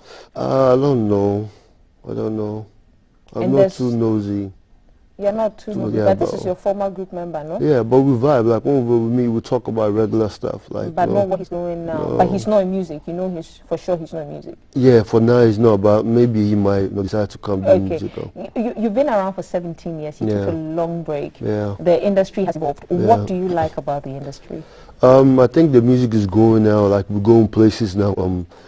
Social media is making our music being heard outside, like the whole world. So that's what's good now. No Facebook and stuff like social media. So if you struggle and get so now I think it's a bit easier.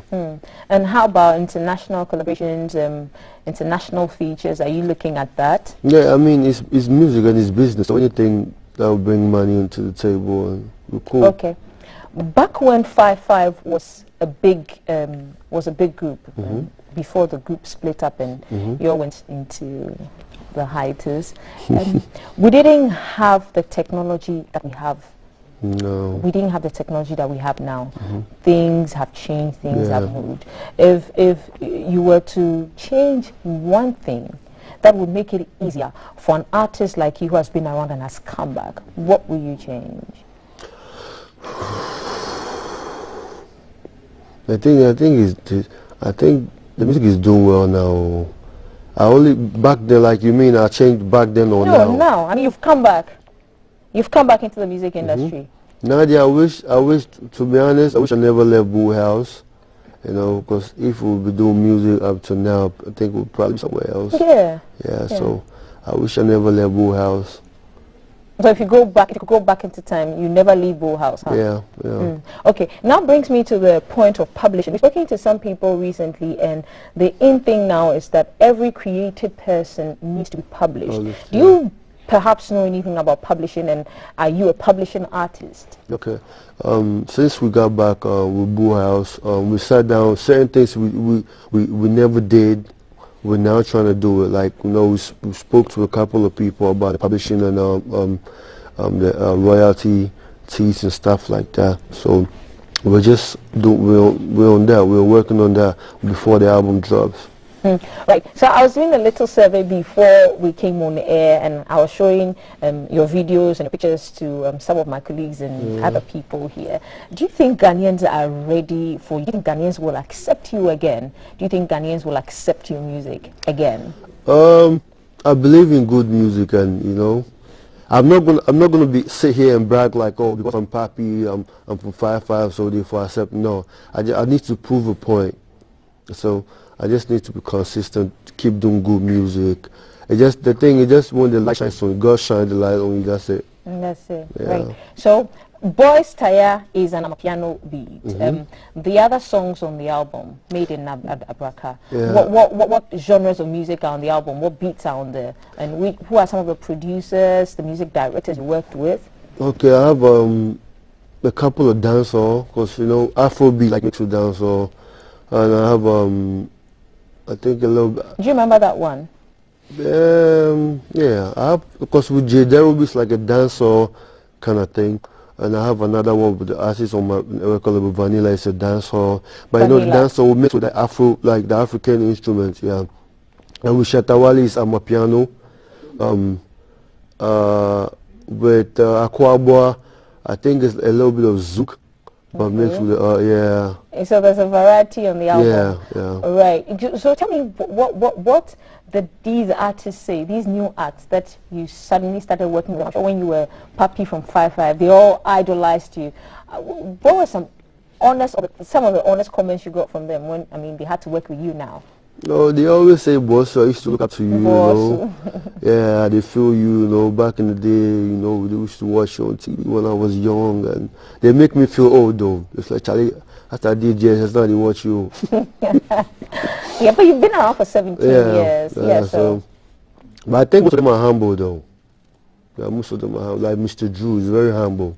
Mr. Drew is a good guy. Like one boy there is just down to earth, so. You know, I like to vibe with people who understand the business and the music, who respect, you know, because when I see Reggie Rockstone, like those that came before me, I give them the same respect. It doesn't matter if I'm popping or not, I just give them the respect they deserve. To who deserves the respect. Right. Like we mentioned earlier, when 5-5 was 5-5, we didn't have social media. It was practically non-existent. Now it's here. How are you reacting to it? Now you have to adapt. You have to say. They try small. Do you know your social media handles? Yeah. Off head. Yeah. You try. What are your handles? On Instagram it's Papi_Adabaka. That's PAPI_ADABRAKA. On Facebook it's Papi the King of Adabaka together. On Twitter it's Papi_Adabaka. And on Snapchat it's Papi PAPI_55 like number 5 and then 5 Yeah, I try. Charlie, you try. You're serious about your business. Righty. So we are introduced to the new Papi. We've been introduced to Boys Taya. What should we expect from you? And what are you going to tell your fans, new audience, new viewers who are watching you now? I think I need their support like they used to support my group. I need the same energy. They have to be with me because I have good stuff coming up.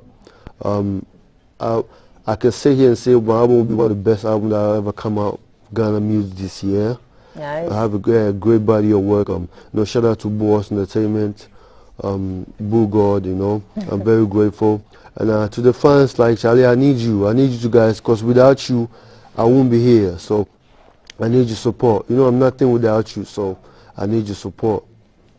But like Papi, right is Papi, I can't let you leave here without freestyling. Nah, never ever. And so the ball is in your court. Unfortunately, I cannot give you a beat. The person who can give you a beat is on the other side of the studio. And so you're stuck with me. Somebody's giving you a beat behind. Okay. Papi, you have to take off your glasses. Come on, let's see your eyes, man. Oh, I wake up every morning time. I know my eyes be small, so Okay. I like to freestyle boy style because it be the promote. Okay. So the thing tell money matter, boss. As they play for her, like joke, you go another level, boss. All wanna girls get body, boss. Boys tired, but girls don't know. Boys tired, but girls don't know. Boys tired, but girls don't know. Girls don't know. Girls don't know. Girls tired, but boys don't know. And then it comes to girls tired, but boys don't know. Girls tired, but boys don't know. Boys don't know. Boys don't know. Right.